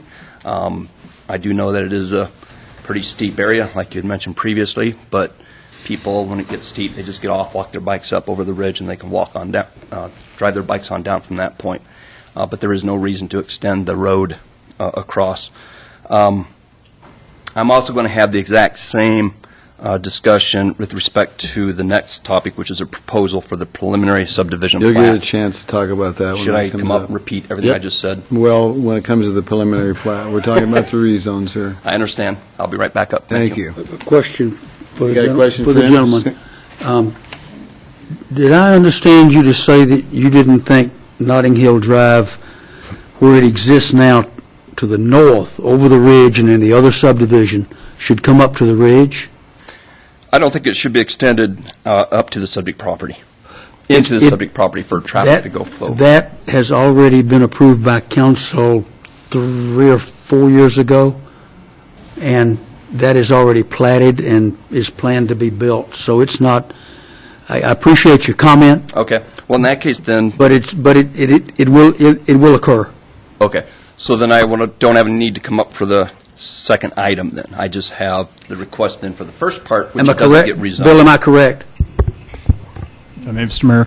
Yes, go ahead, Bill. Councilor, if you were asking about the Southgate the north side of the Third ridge. Edition has Notting Hill platted up to the boundary of this property, correct? And so that plat has been recorded and dedicated. So it goes up to the north part of the subject property. Correct. But currently, there is no, Notting Hill Drive does not come up to the north. It's platted, right. So this would include then the complete development and connection. You've said that that's already been determined. That's correct, and that alignment is shown on the city's street plan and our comprehensive plan for that connection to occur over opposite of Carmichael Road. So this subdivision plat has already been proposed with that then, and there's... No, what he's saying is that Notting Hill Drive is plotted up to this subject property. That's all he's saying. Okay, but so Well, it would depend on what we do tonight, Gotcha. whether it will or not, okay? Whether it will not, okay. Yes, sir. So with respect to one, then I don't approve the rezoning. Okay, thank you. Okay, additional comments, please come up. Address the podium.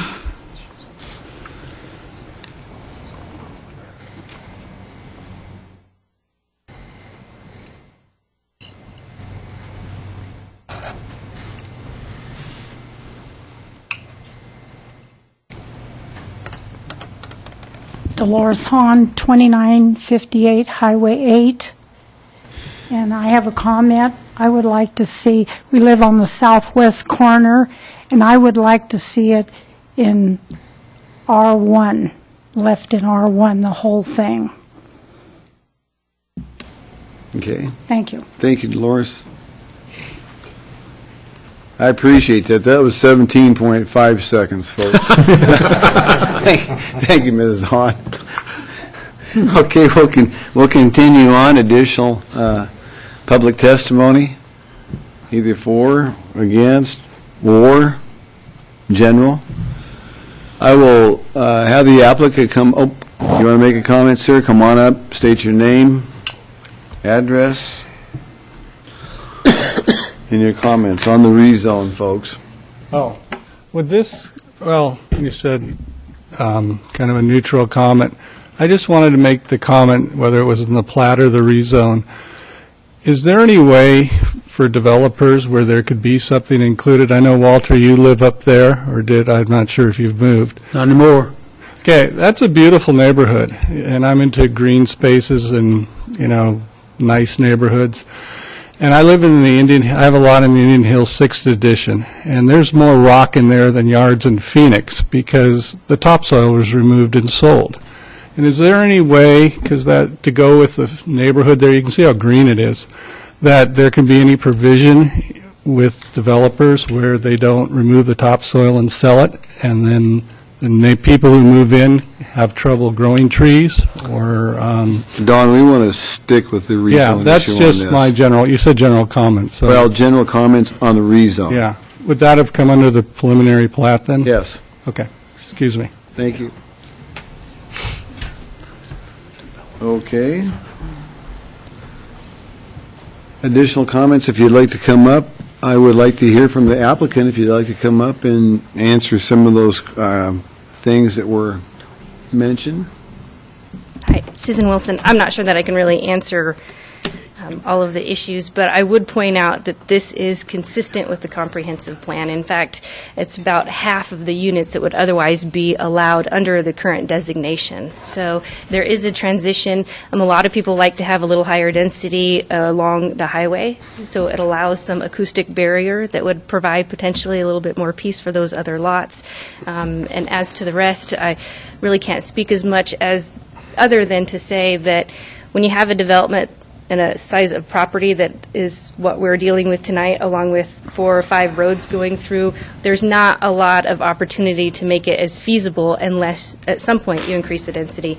And you've seen and you will hear a little bit more in the fact that, there's going to be a turn lane that's going into this property too. So at some point there's got to be a balance. And unfortunately, in our first application, we did try to keep a lot of the larger lots to make it consistent with the existing neighborhood, but we're required to kind of increase the density just a little bit to make the development feasible. So that's all I have if you guys have any questions about the rezone. Thank you, Susan. Tom? I have a question, if I may, for the applicant. I was wondering, it looks like it's R2 on the north side of that lowest street. what is that lowest? On Lower- Oh, Cypress Court. Cypress. So it looks like the dividing line between R2 and R3 is down the center of Cypress Court.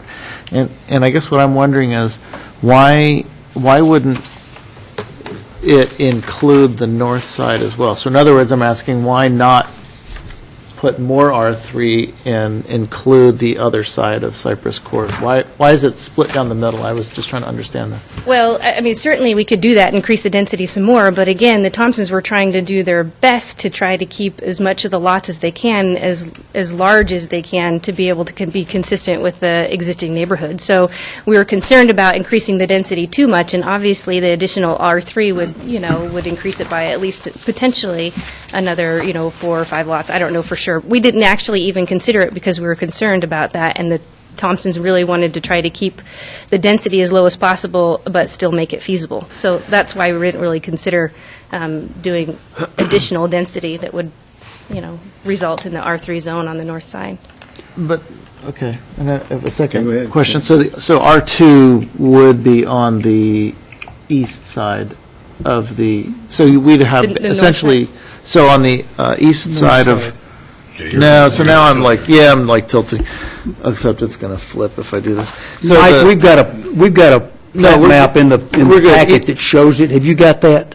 No, Right there. I got it here, but so the east side of Notting Hill, the north-south road, the east side of that is going to be, looks like it's single-family homes. R2, yes. R2. Right up there. R2, single-family homes. Tom, look up at the picture there. There it is. Yeah, it's a similar map to the one I have.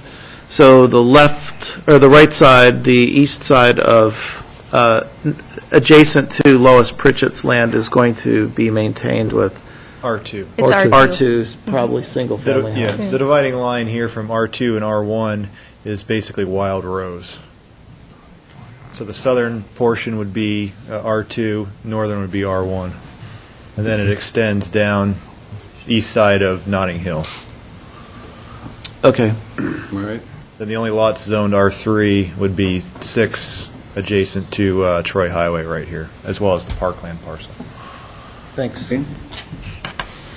Other questions for applicant before I turn back to your seat? Go ahead, Susan. I think we're done with you. Okay, thank you. Okay, I'm going to close the public hearing and turn it over to council. And remember, this is a rezone that we're talking about. How would the council like to proceed?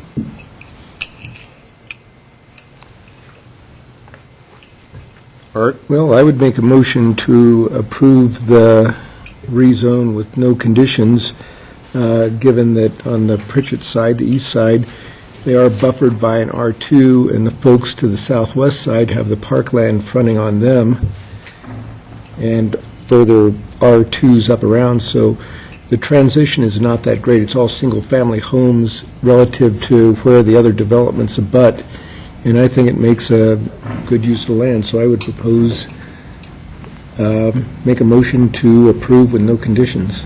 Okay. Second. And John, second. Okay, Art? Excuse me, if I may. Did you make that motion under suspension of the rules I required? did. And readings and all the... In retrospect. I don't have it in front of me. I Thank can't you read for it. clarifying that, sir. Okay. Okay. Art made a motion to approve the rezone with no conditions, suspending the rules for 3 subsequent, whatever Gary had said. Read by title and published by summary only, right? Correct? And John Weber seconded it. And I will start to roll with John. Aye. Aye. Aye. Aye. Aye. Aye. Okay. Now we need to talk. We passed the rezone, and I need to speak about the ordinance as 2014-07. This is an ordinance of the City of Moscow, Idaho, a municipal corporation of the state of Idaho, providing for the zoning of approximately 4.2 acres of property described in Section 1, Property 1, as moderate-density single-family residence, R2, and approximately 3.2 acres described in Section 1. Property number 2 is medium-density, R3, provided that the provision of this ordinance be deemed severable and providing for this ordinance to be in full force and effect from after its passage, approval, and publication according to law. And I'm not certain they had the right total amount of acreage on that ordinance that I just read. Would you look at that to make sure I'm correct? Sounded funny, didn't it? I have 4.2, 3.2, and that is what I see. If I recall, this isn't just like 12 acres? And you've got We're not three rezoning zones. the whole thing. It's just for the R2 and R3. Oh, yeah. R1 There's stays still the some same. that isn't rezoned. So the R1 rezone, you didn't state it in this ordinance, even though it was a part, wouldn't that? It's already stayed. It's already zoned R1. I understand that, but even though we made a change in the zone, does it need to be listed that way? That's my question. It's listed correctly. Okay, very good. Just wanted to clarify that to make sure we're correct. Now, folks, we need to come up Your with... Honor, if I may, we need to adopt relevant Yep, criteria. that's what I was just going to Thank say. you. We need to come up with relevant criteria on these rezone. Mr. Mayor, Yes, sir. I would move that we accept the reason statement of relevant criteria and standards as presented by the Planning and Zoning Commission that they adopted on, is this the, I got to make sure this is the right one.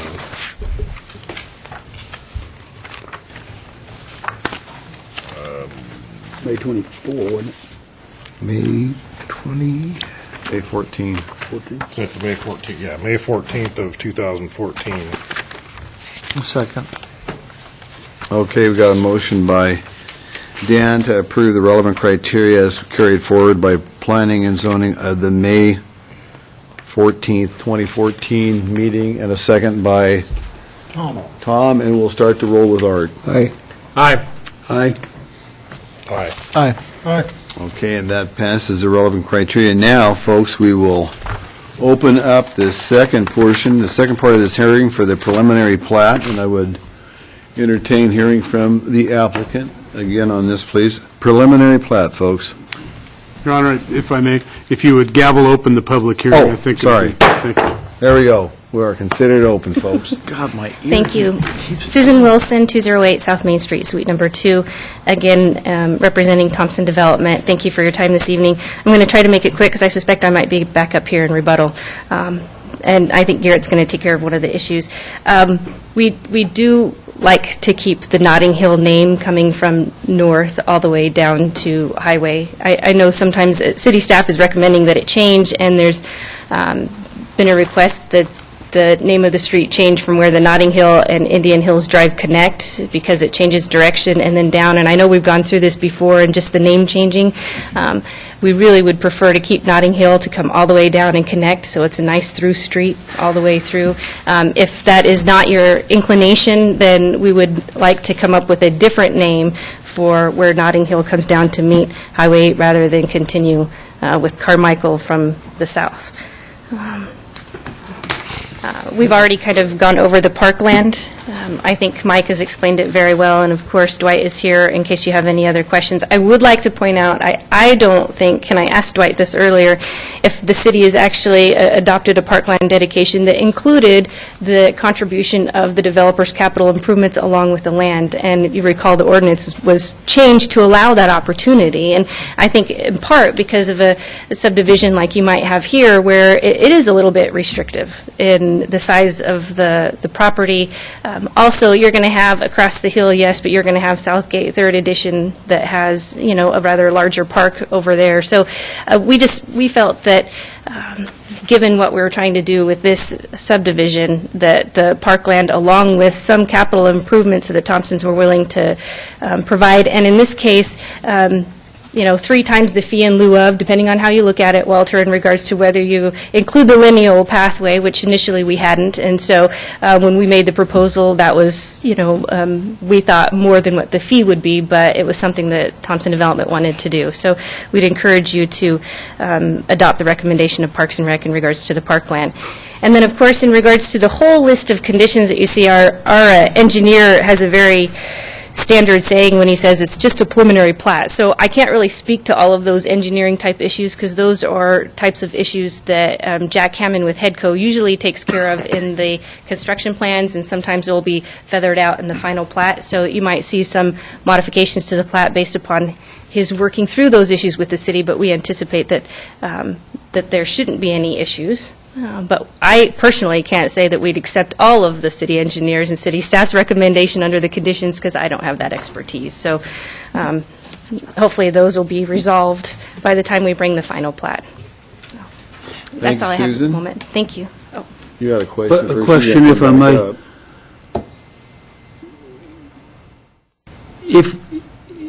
If we were to accept the staff recommendation to change Notting Hill's name as presented up at the 90-degree turn and bring it down as Carmichael, you don't like that. No. Your second choice is that if we do say it has to be changed at that 90-degree turn, that it becomes something other than Carmichael.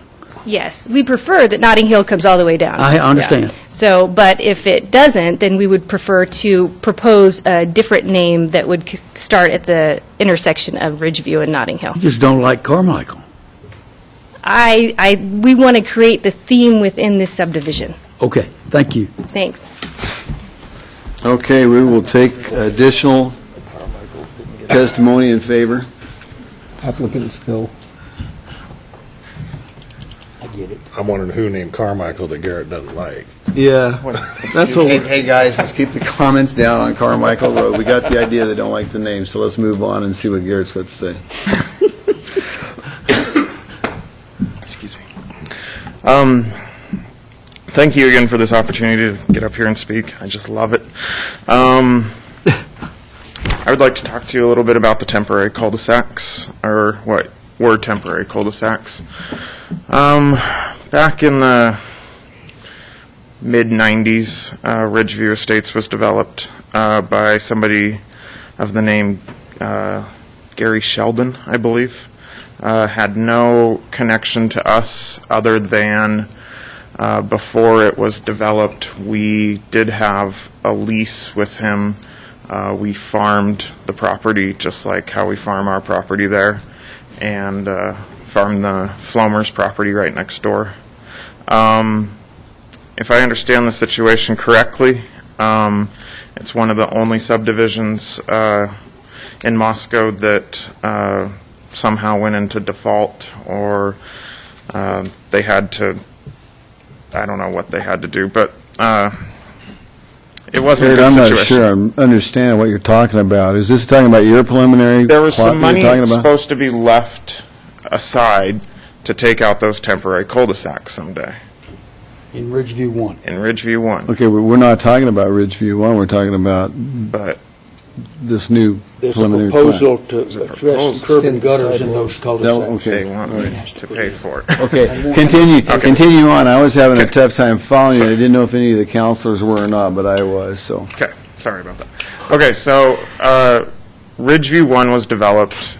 There was some money supposedly set aside, or supposed to be set aside, to take out those temporary cul-de-sacs. Somehow the project went into default or something, and that money went to cover other things to get the project finished so it could be, sold and built on and so on and so forth. And so now, with us proceeding with our development of Ridgeview Estates Second Edition, one of the conditions, the city would like us to, do you have your little light thingy?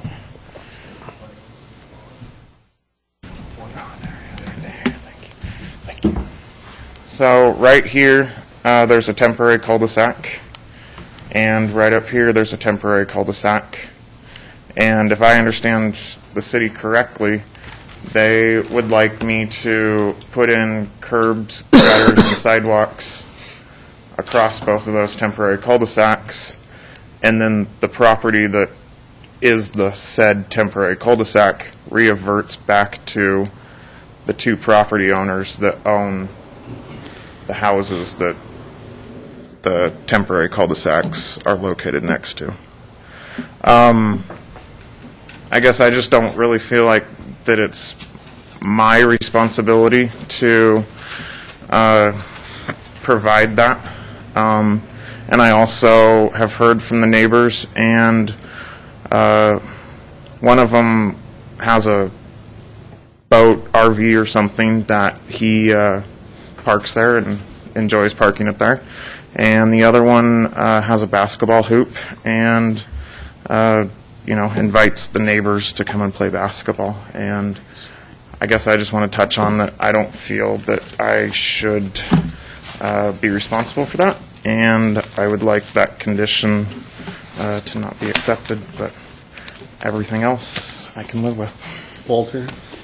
If I may, Garrett, not that you're speaking for those property owners, but your belief is that they would not mind those paved surfaces staying there? Correct. I am not speaking on behalf of them at all. Okay, but that's your understanding.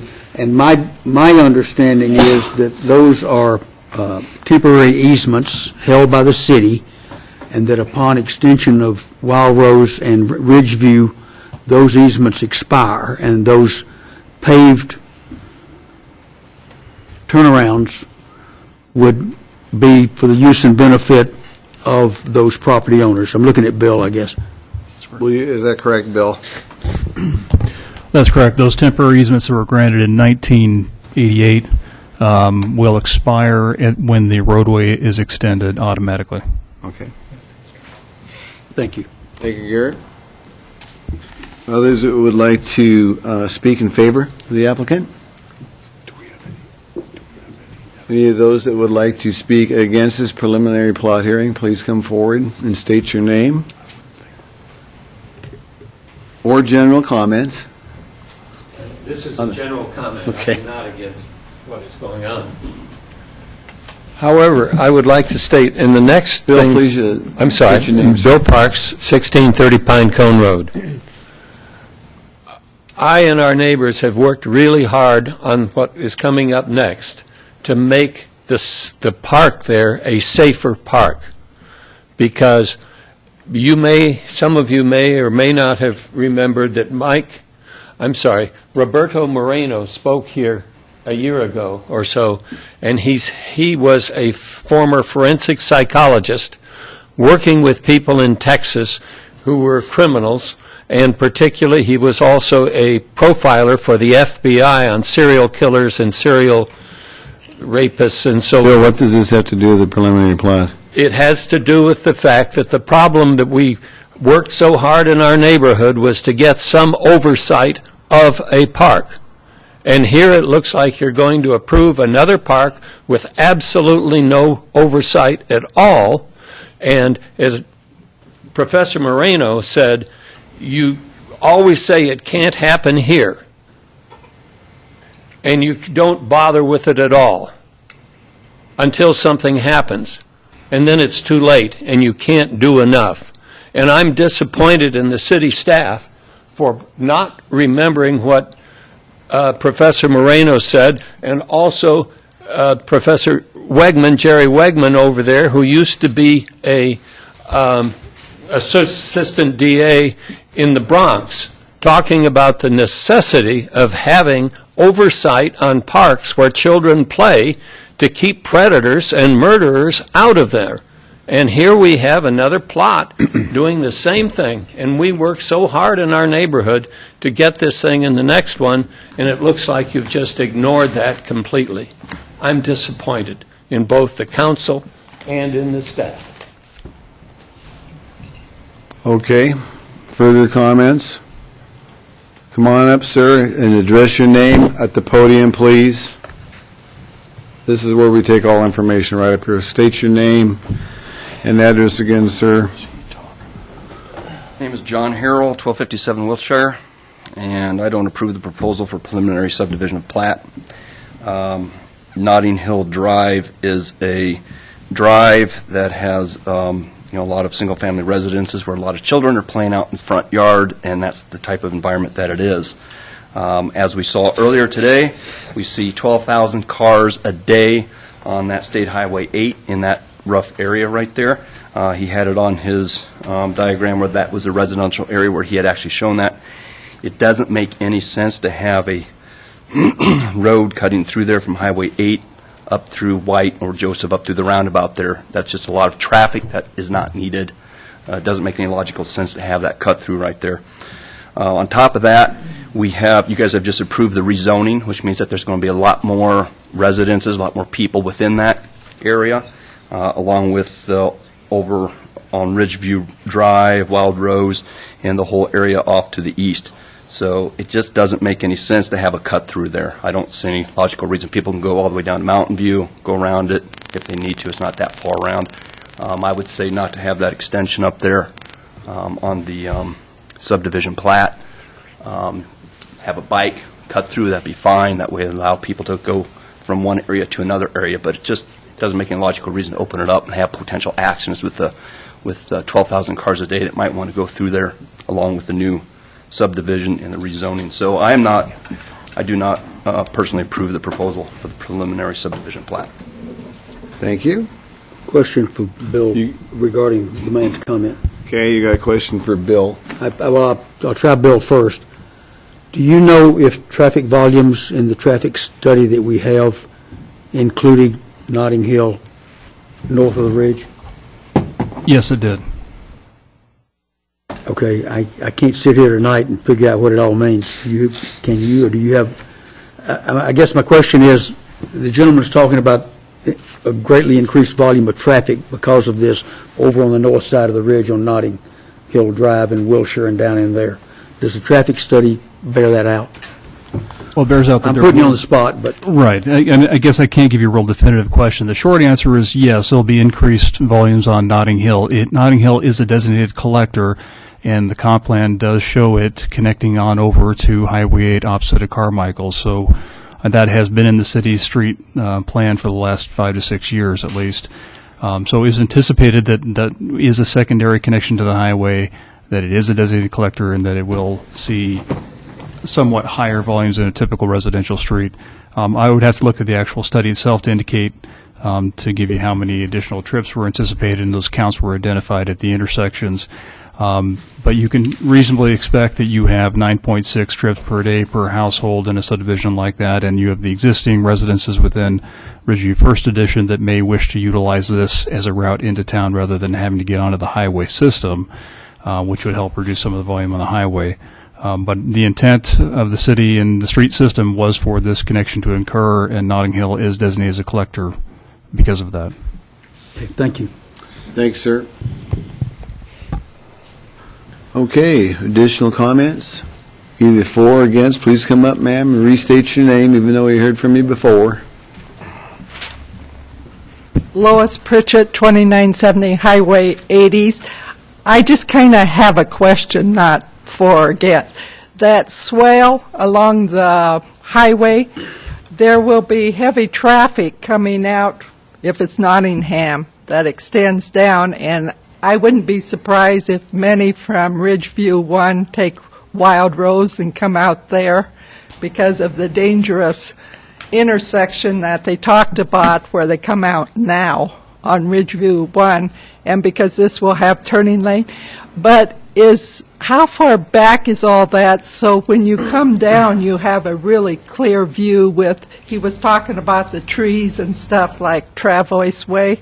I was just wondering, are we back enough with all that that you really have a clear pullout? Because I'd be pulling out there too. That'd be a question for Michael Ray. Mike, you want to answer that, please? Well, as it's proposed, the 8-foot pathway would end up being about this southern line right here. And so this would essentially be the north side of State Highway 8. So you'd have the existing drainage ditch, which wouldn't be affected by this development. So you can see that right here.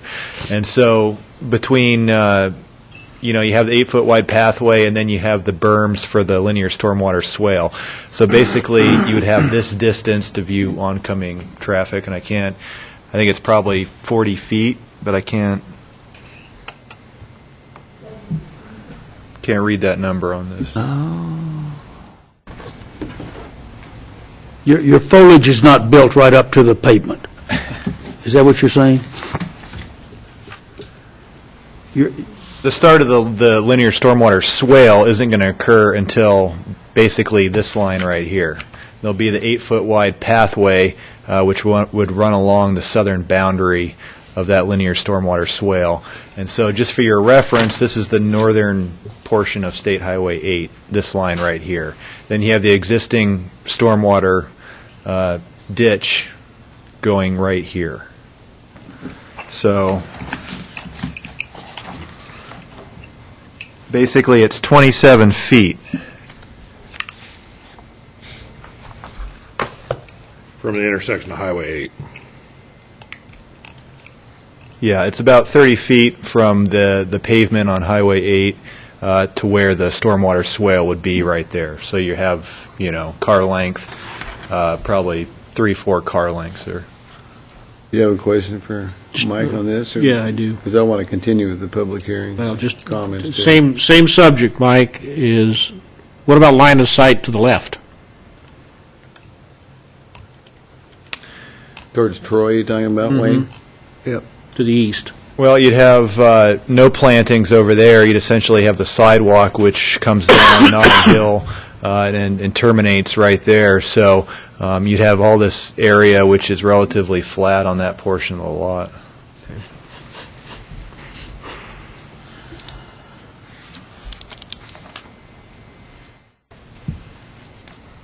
Okay, very good. Okay, I'll take additional testimony, general comments, or those that are against this.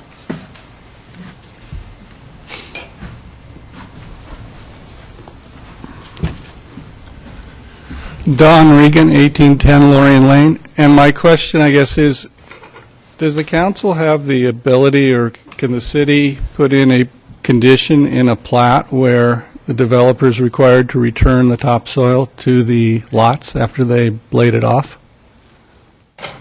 That's a good question. I have no idea. Bill, you want to address that?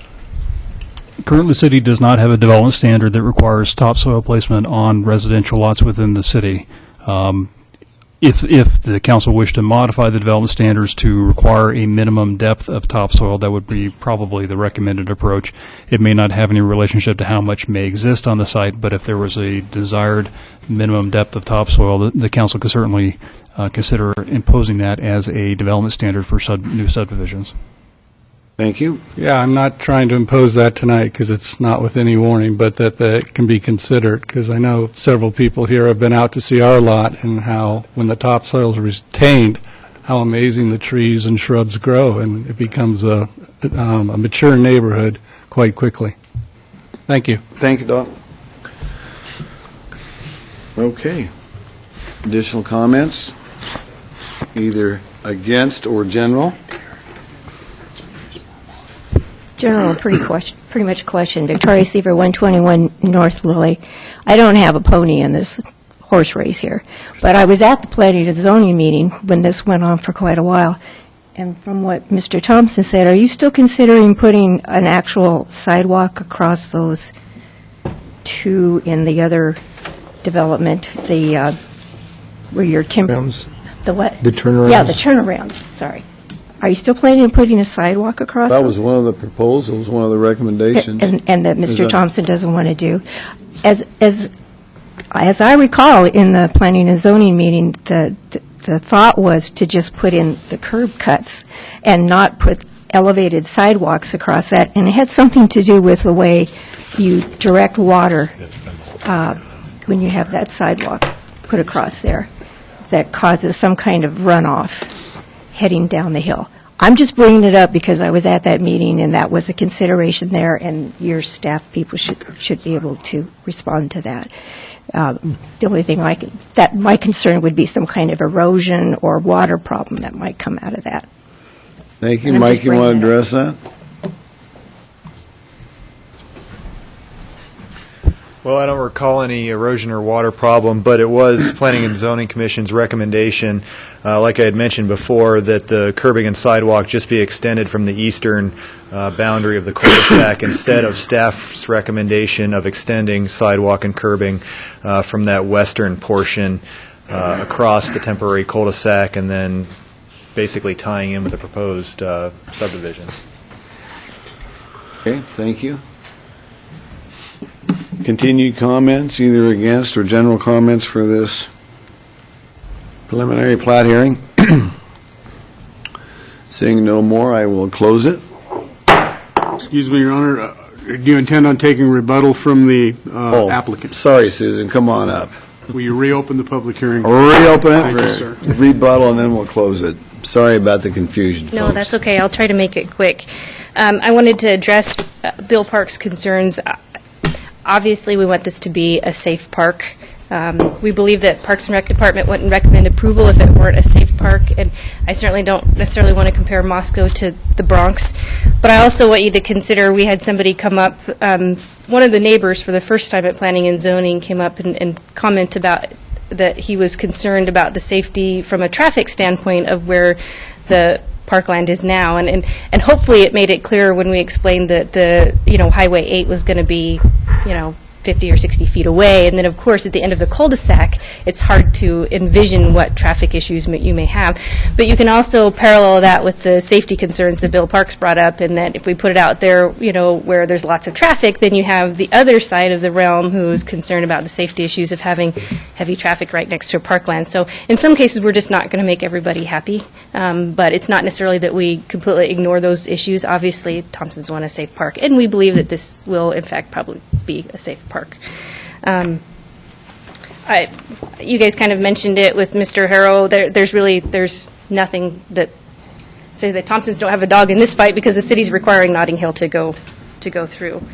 And then in regards to, I think it was Victoria and the curb cut, the temporary cul-de-sac, just a little bit of background more on the planning and zoning where they came from. I mean, there was two issues. One of them was primarily that they didn't believe that the developer should be required to be the one to put that in, regardless of whether the city decides to do it in the future or not. And that was actually the initial motion, and then Garrett, piped up and said he would be willing to take care of that one segment, what we thought 6 to 8 feet or whatever it is, so that you could have the gradual pedestrian pathways going in to keep the temporary cul-de-sacs in an even keel. And we did have one of the neighbors come up and provide testimony to say that, yeah, they want to keep it open, in particular the one on Wild Rose that all the neighborhood and the community comes to play basketball and stuff. So they expressed an interest and desire of maintaining those as they are. That's all I have, unless you have any questions. Thank you, Susan. Oh, you got a question, Well, Walter? a question, if I may, for Kevin Lilly on the cul-de-sac curb and sidewalk question. I think I know his question. And I don't know whether you've been involved in this, but it's an engineering question. Is there a drainage problem if those current turnarounds are not curbed or sidewalked across? And is there any engineering issue, pro or con? If you would leave the pavement in place? Yeah. Yeah, it would really depend on where are there catch basins in those sectors of the circle? They're not. There aren't. But they don't puddle. They just puddle where the sewer line is sunk a little bit out in the middle of the street. It would totally depend on the aspect of the cul-de-sac, of the temporary cul-de-sac. It's either going to drain, it's going to go somewhere. What's going to fall there is not going to get out, so it should probably be provided for. If there hasn't been a problem in the last 25 years, what's being proposed now would not make it worse. Is that correct? If you presume that the curb, that it is it curb and gutter, or either just a vertical curb or rolled curb? It's a vertical curb along the back side of both of them. Okay, and right now it's draining down the hill towards the west? Yes. Depends on at what point you would depress the walk. If you depress the walk where the existing radius comes around, I would imagine you can make it flow out and continue to flow out. If you depress the walk for that drop, you could put a drop in it so that it would continue around the circle and down the road. You know what I'm saying? Are you saying that if you put a sidewalk across there, you could create a problem? Oh, yes. Okay, thank you. Okay. Done. Done. Public hearing is closed. John? Since we've been talking about the property to the east, couple things. If the people that live on these cul-de-sacs are willing to let them be, in fact they like them, I'm inclined to agree with them. But even more so, I don't think that it is right for this body to make a developer fix a possible perceived problem that is put on somebody else's property 25 years ago. I think that Mr. Thompson said at the Planning and Zoning meeting that he would be more than willing to make sure that the curb and gutter on the south side were to go to the edge of the cul-de-sac on the, what would be the eastern edge of the cul-de-sac, and that is being done in somebody else's property, and if the problem is being fixed, he's fixing a problem on someone else's property that he did not create. I don't think that, and I can't support having him put in curb and gutter all the way across that. So, as that's one of the conditions that the city staff recommended, I think we've got to take that out. Dan? Okay, I'm going to take a shot at this. That we go ahead and approve this preliminary plat with the conditions recommended by the Planning and Zoning Commission. And correct me if I'm wrong, Mike or Bill, that's the ones that left those cul-de-sacs as they sit. Correct. They heard that testimony, and basically it's the same conditions that staff has, except for that one. Except 2A. 2A, Yep. okay. So we'll just say, if I just say, accept the conditions as set forth by the Planning and Zoning Commission. They're within the recent statement of relevant criteria and standard for approval of the preliminary subdivision plat, so you could And reference. that collects, what we need to do as far as the conditions, without me having to list all 15, right? Correct. Okay.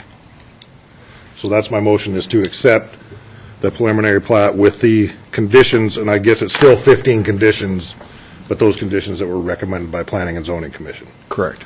I'll second that. Okay. Discussion, Walter? Mike, do those conditions include those two approximate 8-foot pieces in Ridgeview 1 of curb gutter and sidewalk that the Thompsons have generously offered to do? Correct. Okay. Yeah, that would be 2A. Wayne? I have a question, I think, either for staff or perhaps for legal. At this particular time, those cul-de-sacs don't have a problem with drainage. Right. Now, that right-of-way will be relinquished back to the property owner, correct?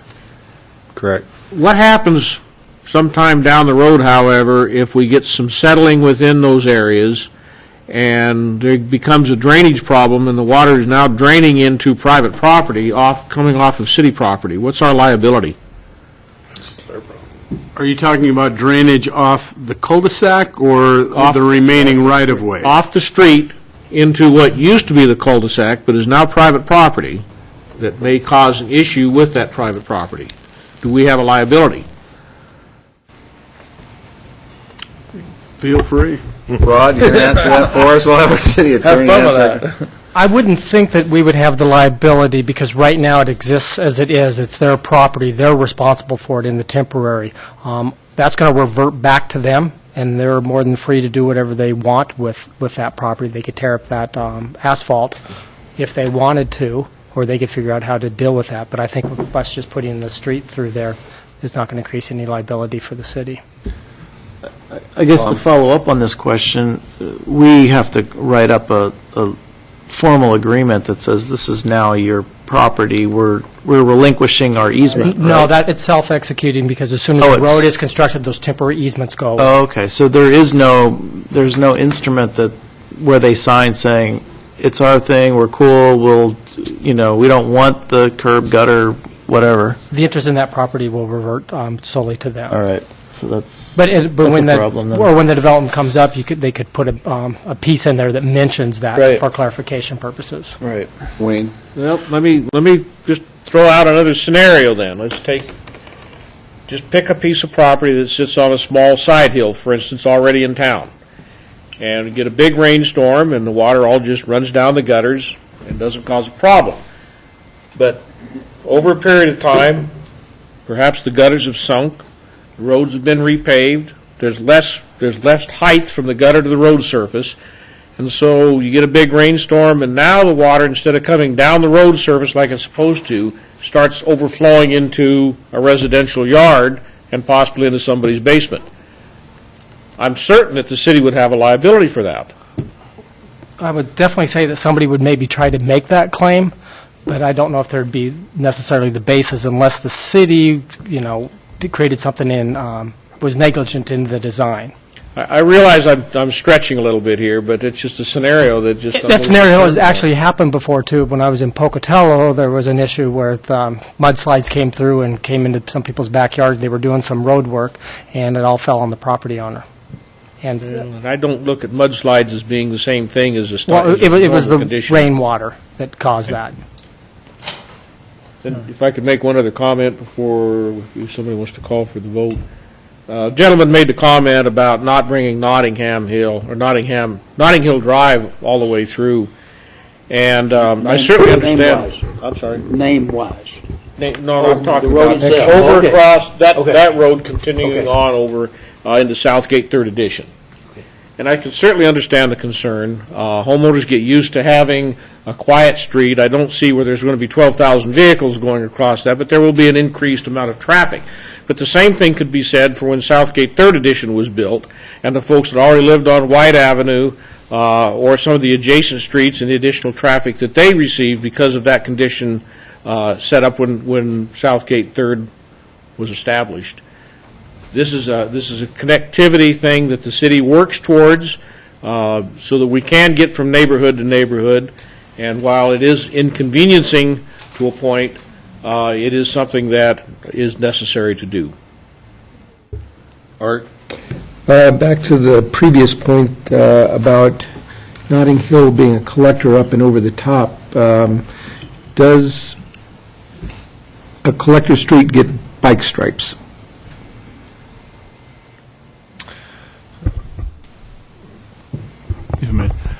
The current city collector standard does not have any on-street parking and has bike lanes on both sides. Okay. And as an extension of that, do we need to come down with some kind of a recommendation relative to the naming of the streets? Because as written in the planning and zoning, they say that the applicant shall change the name of the proposed Notting Hill Drive to Ridgeview Drive east of the T intersection and change the name of Ridgeview Drive where it makes a 90-degree turn to the south. Do we want to stick with that or give some other guidance on street naming? Well, it's not in the motion. I think that was what they were asking for as far as street naming. This leaves it open. The motion is She'll change it, but it doesn't. Exactly. So this is what's in the motion relative to Part 2C. Well, it's still part of the planning and zoning's recommendations. The only change was... Yeah. So there was some conversation here about who gets to name the street what. Yeah, but that didn't get changed in the motion. The motion is what... So that's what I'm questioning. Is that something we want to address at this point? Walter? Bill, would you answer what's staff's position regarding the street naming? And then I want to go back with a question about the collector comment you made. Okay. I believe Public Works comments related to street naming indicated that they wish to have the street name changed at the 90-degree corner. The prior approval or condition of the council when this came in 2 years ago was that the street naming would change at the T intersection of Ridgeview and Notting Hill, with a new name coming in for the eastern extension down to the highway. As you may recall, we've had multiple developments where you have streets that make 90-degree or more abrupt corners that we do change from our east-west to north-south numbering system. So I think as written in the Planning and Zoning Commission's recommendation that Notting Hill would end at the T intersection and that Ridgeview's name would change at the 90-degree corner. And the name can be proposed by the applicant to be considered at the final plat consideration. Yeah, I think we're good The then. choosing is open in this You right. had another question, So, Walter? so the street naming would still be somewhat up in the air up until the time of the final plat approval? Yes. That's correct. Okay. My other question was, you said that collectors have no parking on either side in bike lanes? The city's collector standard for residential collectors have no on-street parking. You may recall the conversation on Third Street. That is the street section for a collector. They do not have on-street parking, and they have bike lanes on each side. I know it's that way on arterials, i.e. White Avenue. I was not aware that that was the situation with collectors, but you're the man with the book.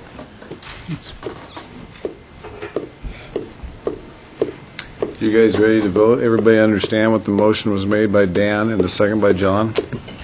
Everybody clear on that? We'll start with a roll with Art. Aye. Aye. Aye. Aye. Aye.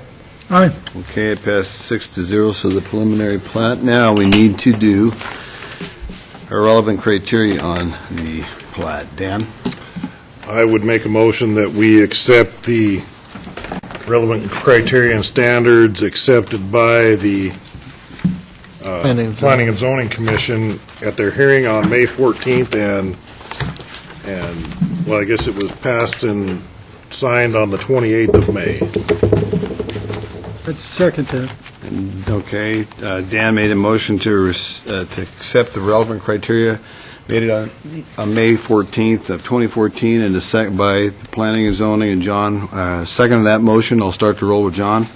Aye. Aye. Aye. Aye. Aye. Aye. Okay, so that passed 6-0, so the preliminary plat and relevant criteria are done. We are going to have, folks, have a 10-minute recess. It's 9:46. We will convene at 9:56.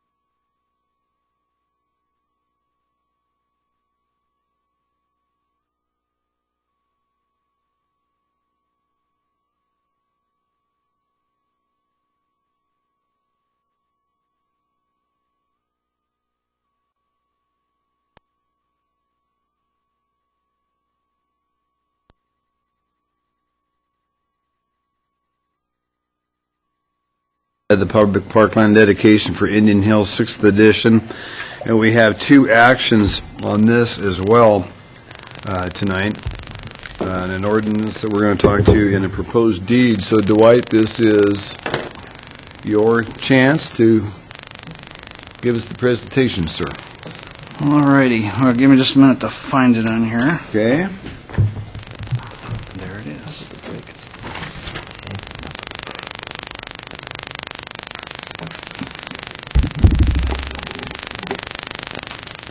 All right. And now we need a picture.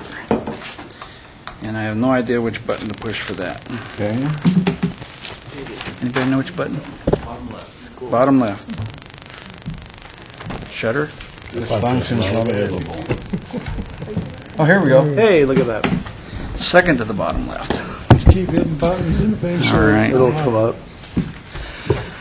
Okay, well, this is a topic that's been on the forefront and in the background and on the sides for some years now. Indian Hills 6th edition. We had gone through the parkland dedication process, and right here on the slide you can see this is the present configuration of what the park property looks like and where it's located. And what's happening tonight is we're working on, through the help of a private contributor as well as the developer, and to no end Bill Belknap and his coordination abilities, and probably a few therapy sessions at that. But anyway, we're working on this tonight to expand the size of this park, and a lot of pieces to this, and I'll move up one here. What we've got is back in May of this year, Council approved the memorandum of understanding with the developer to amend the parkland boundaries of the existing park property.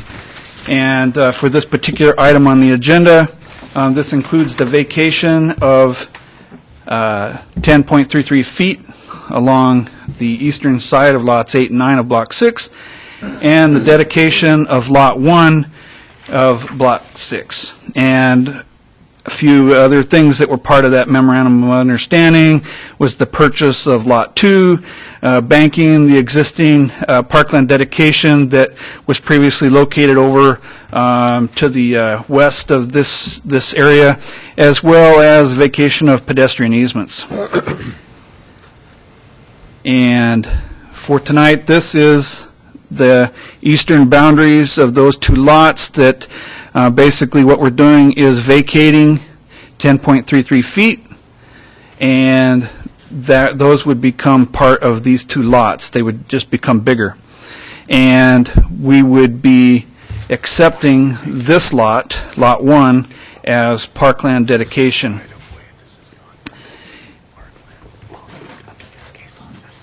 And, I mean, it's pretty simple. This stuff has been before you enough times. I didn't go into great detail on the presentation, but all the background is still in the packets. And basically, the MOU containing this proposal was reviewed and recommended for approval by the Parks and Recreation Commission, the Transportation Commission, and P&Z. And it was also recommended, reviewed and recommended by the Public Works Finance Committee on May 14th.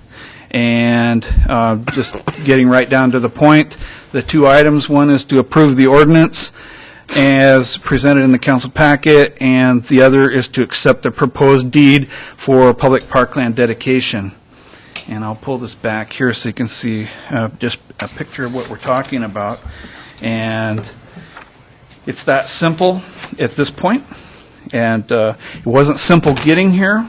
And I'll talk about some of the individuals on the next agenda item, but I could throw in here now, like I mentioned, Bill Belknap doing a lot of the coordination of this, the negotiating, working with the Thompson family, who also wanted this to be a bigger, better park, and then also Mr. Bill Parks, who was also interested in this. And we'll be talking about purchasing of property on the next agenda item. And so a lot of thanks goes to all of those folks. And presentation-wise, that's what I have. Okay. Questions for Walter, questions for Dwight? Dwight, the 9-point-something acres to the west. Feet? There we go. Oh, acres. 9,900 square feet. Acres. You mentioned, Did I say acres? no, I did. Oh. 9,900 square feet. Yes. What happens with that? Well, for right now, it just gets banked, and it will be used as credit toward parkland development when, in the future, when they plat for, was it a half mile area from the existing development here. So it doesn't go away, it's just out there. Correct. Thank you. Other questions for Dwight before I open it up for public hearing? Thank you, Dwight. I'll open it up for public hearing. Those that would like to come forward and speak in favor of this, please come forward.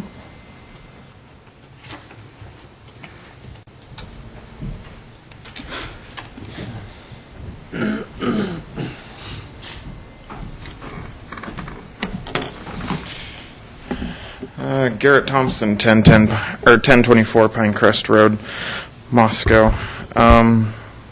Seems like deja vu. I'm back up here again. We had no intentions of bringing this back to discuss, but with the persistence of Bill Parks, we were able to work together with the neighbors, the city. Bill Belknap has put in lots of time, and I'm surprised he has not strangled me. And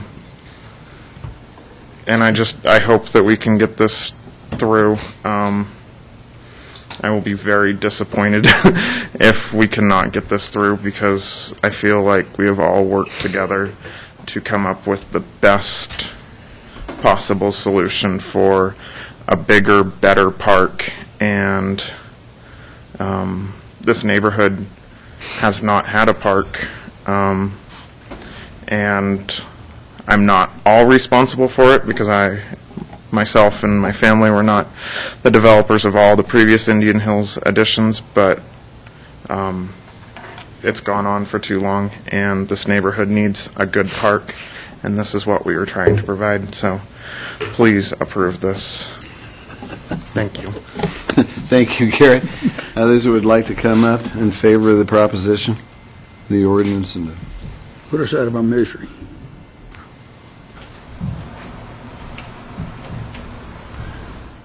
My name is Bill Parks, 1630 Pinecone Road. I'd like to start by saying a thank you to Garrett after this thing broke up, before he actually contacted me, and we worked on this thing. And while we were working with neighbors, I found that they had actually held meetings 28 or 29 years ago trying to get a park here. And so this park is long overdue, and I think we've reached a good thing all the way around. Thank you, Bill. Others would like to talk in favor. Here comes come up. Don Regan, 1810 Lorien Lane. I'm on board now with a bigger, better park. A while back, I didn't like the term when we were moving, the park was going to be possibly moved. But I saw that the working name of the park is Indian Hills Park, and my only comment on that is it's kind of, I don't know if in today's world Indian should be part of a park, and maybe since we've been mentioning Bill's name a lot, I haven't even said this to him, we're headed over to Bill's Park. BILLS. So, when we're naming the park, I don't know when that'll happen, but it's just a suggestion. But I hope the council approves this, because it's a nice thing to see the developer and the community work together and over quite a while to make this happen. Thank you. Thank you. Mr. Mayor. Yes, Walter? I believe I just saw a moment ago a comment, and Bill helped me, that the developer has some naming rights in one of these documents that would get approved tonight? Correct. In the MOU, that was one of the conditions, that they would be able to participate in the naming of the park. Okay. So being able to name it Park. Still up in there, okay. I'll leave that to Dwight. We ready to go on? Additional comments from the public? I'd like to hear more approval. Comments? Is the hearing closed? Or? No, Still open. hearing is still open.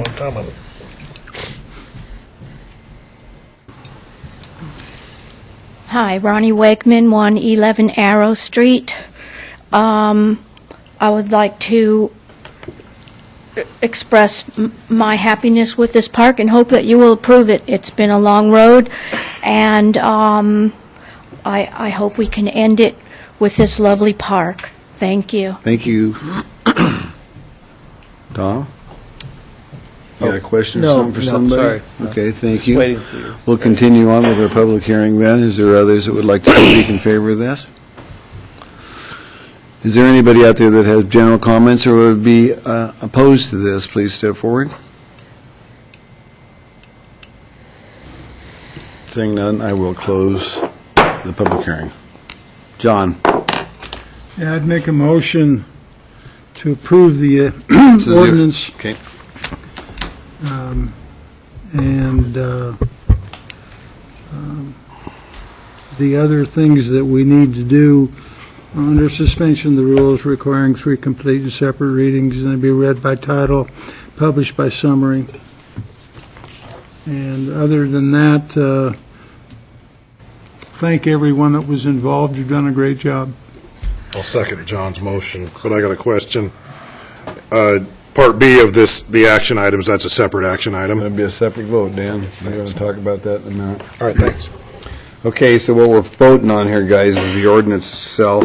If I may, Your Honor, it is one of the requirements of the code that you find that the vacation of this dedication is expedient for the public good. So if you could amend your your motion to include that language. Oh, Yes. Okay, John, yes, you got to make that motion, John. You got to, Okay. I can't do it for you. Part of that motion is to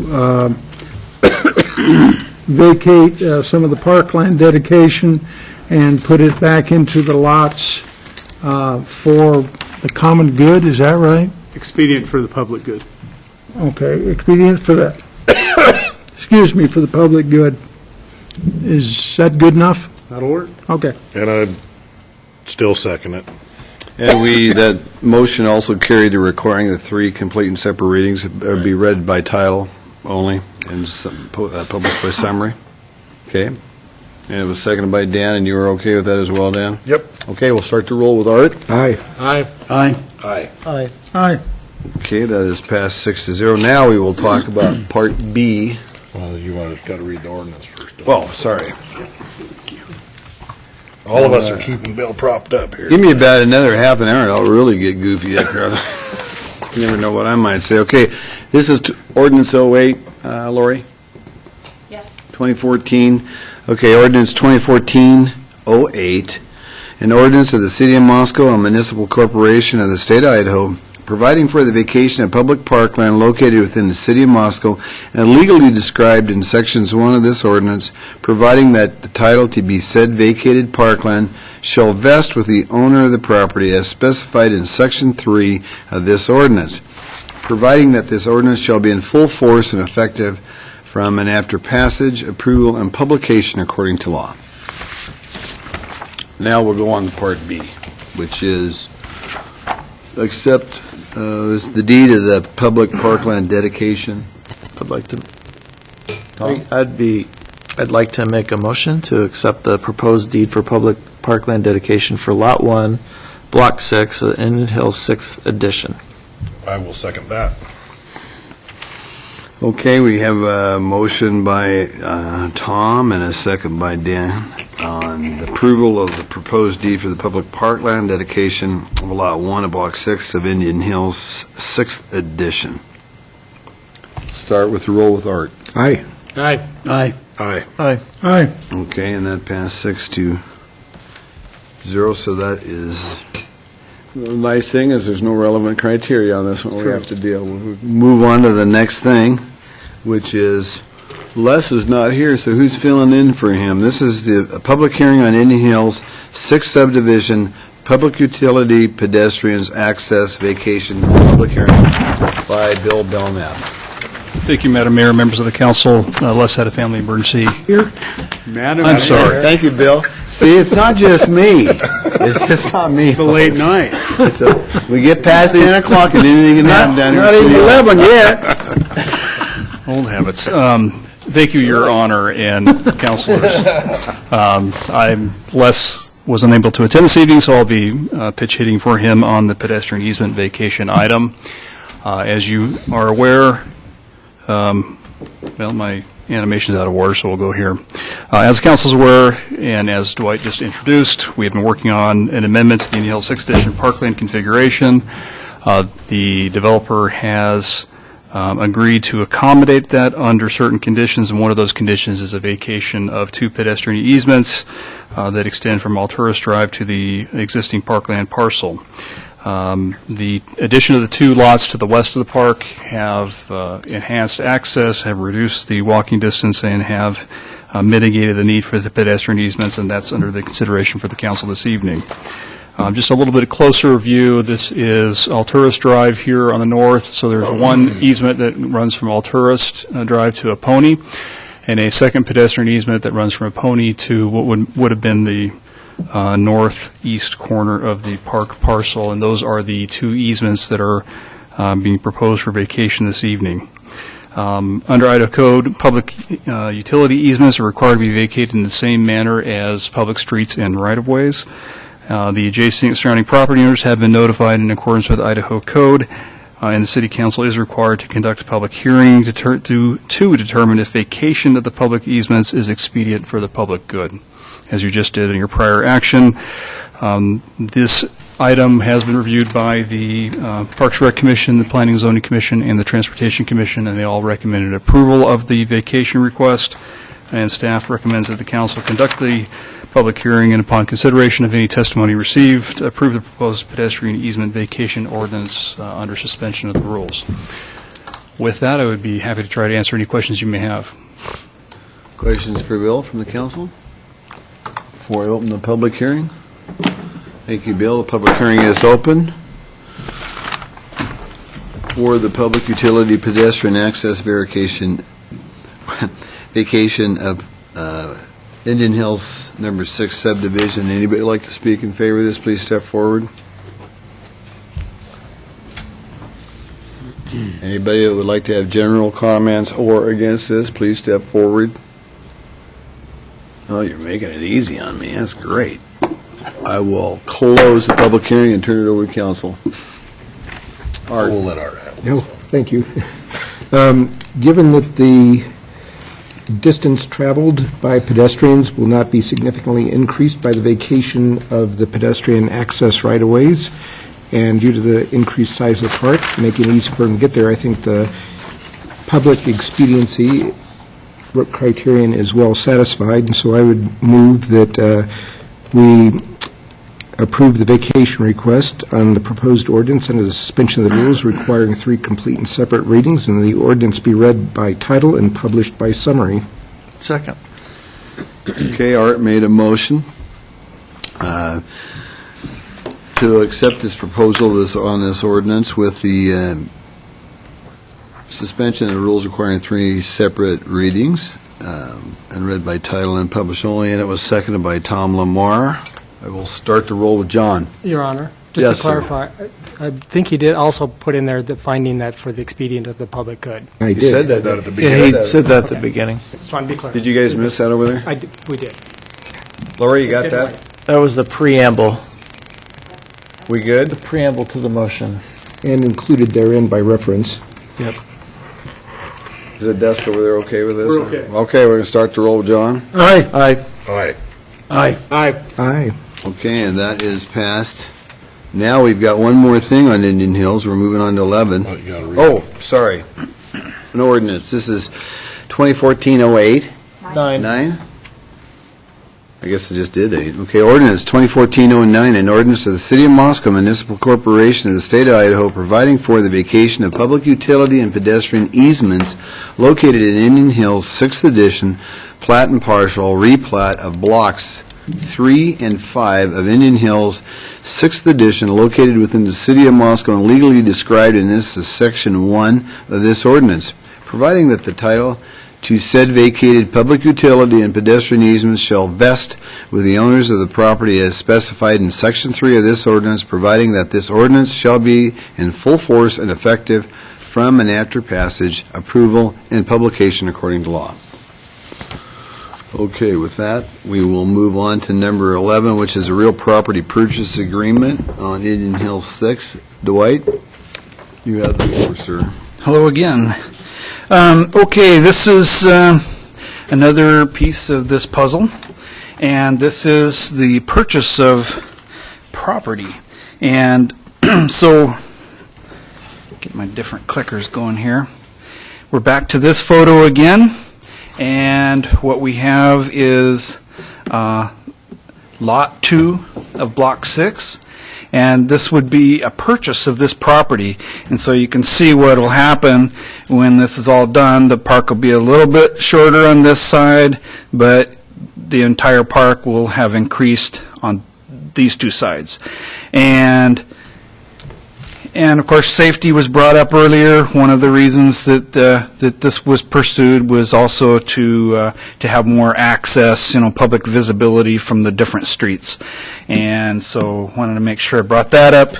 And what we have here is that lot is 7,083 square feet. The cost of the lot is $47,500, and to purchase this, the city's share will be $7,500, and a private contributor pitching in $40,000. We do have a capital project land park development line item, which is where the $7,500 would come out of. Special thanks to Mr. Bill Parks, who's in the audience here. He's worked tirelessly with the Thompson family, with the city. And of course, the Thompson family, as I mentioned earlier, Bill Belknap, and we've just had countless supporting staff from across several different city departments, and working on this in various capacities. Had several commissions that have looked at this thing, and remember, this has been for a few years we've been going through this thing. And so, and then hats off to you guys too, because it's not your first time on this particular topic, and everybody's been very, as best that we all could, very patient with this process. A few times when we thought it was basically dead, Mr. Parks and or the Thompson family would bring it back up again and try to give it another shot. So in the end, I mean, keep your eye on the prize, and in this case, it paid off. The requested action is to authorize the city to enter into a real property purchase agreement between the City of Moscow and Thompson Family Limited Partnership for 7,083 square feet of Indian Hills 6th edition for the sum of $47,500. And I'm here for any questions you might have. Questions for Dwight? Wayne? How many questions? I'll already make a motion. Okay. I'll make a motion that we authorize the city to enter into a real property purchase agreement between the City of Moscow and Thompson Family Limited Partnership for 7,083 square feet. This is Lot 2 of Block 6 of Indian Hills 6th edition for the sum of $47,500. Whereas a private contributor will pay $40,000 towards this purchase, while the City of Moscow will contribute $7,500.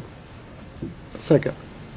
Okay, Wayne made a motion to approve to enter into the real property purchase agreement between the City of Moscow and the Thompson Family Limited Partnerships, and it was seconded by Tom. I will take the roll from, start with Art. Aye. Aye.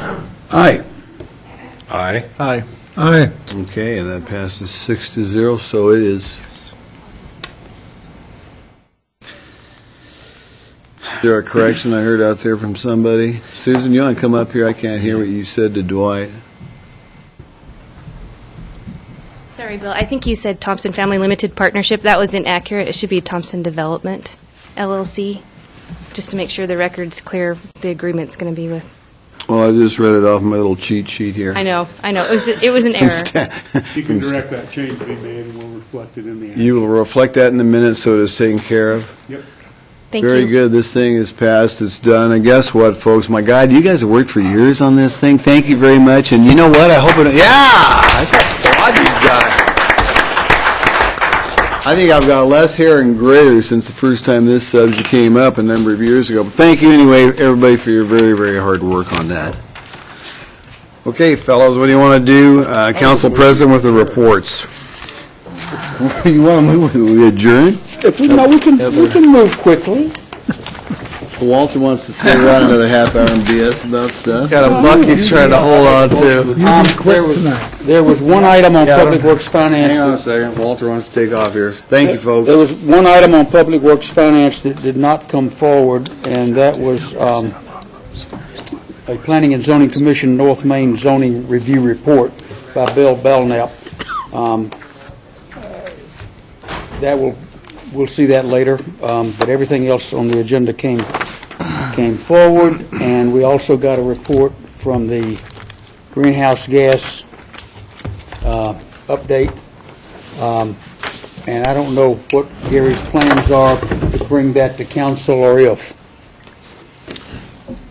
Well, we have, since our sustainability intern has since moved on, we'll look it over in administration, probably identify when we refill that position, bring that to council for a good starting point. Okay, Wayne, you got any reports you want to talk about? Nothing that's really imperative. Okay, Art? Mine were both gleefully covered earlier in quarterly reports and the Sustainability Commissions. Okay. Dan? I have none. All mine start this week, so. Tom? I attended the Clearwater RC&B meeting in Lewiston a couple of weeks ago, and they continue to move forward with lots of assistance with various groups that they're working with. John? The planning and zoning met, nothing really outstanding that needs to be reported, plus it was on television. And then we had a non-meeting, pardon me, of the Urban Renewal Agency because we didn't have a quorum. And then I missed first half of the Human Rights Committee meeting, but was forgiven by the chair. And he said it was generally just a reports afternoon anyway, so that's what I have. Okay, John, I had last Wednesday on May 28th, I did have an airport board meeting, and we talked again once more about the airport realignment, and that's something that's inching along. It's in the Senate Appropriations Committee right now, and more action to follow on that, but it's plugging away. We're seeing where we're going with that. Gary, do you have anything you'd like to report? No, sir. I would remind the council that on Wednesday morning, we have our city, university, school district, county breakfast, and then some of you will be attending the Inland Northwest Partners meeting on Wednesday at Banyan's on the Ridge. So happy for that. And there is an Urban Renewal Agency meeting at the same time, so I will not be attending that Wednesday morning meeting. Or me. Or me. Okay. With that, I would move we adjourn. Dan makes a motion. You got a second on that? Second. Second. We'll start to roll with Art. Aye. Aye. Aye. Aye. Aye. Aye. We are adjourned, folks. Good night. Thank you.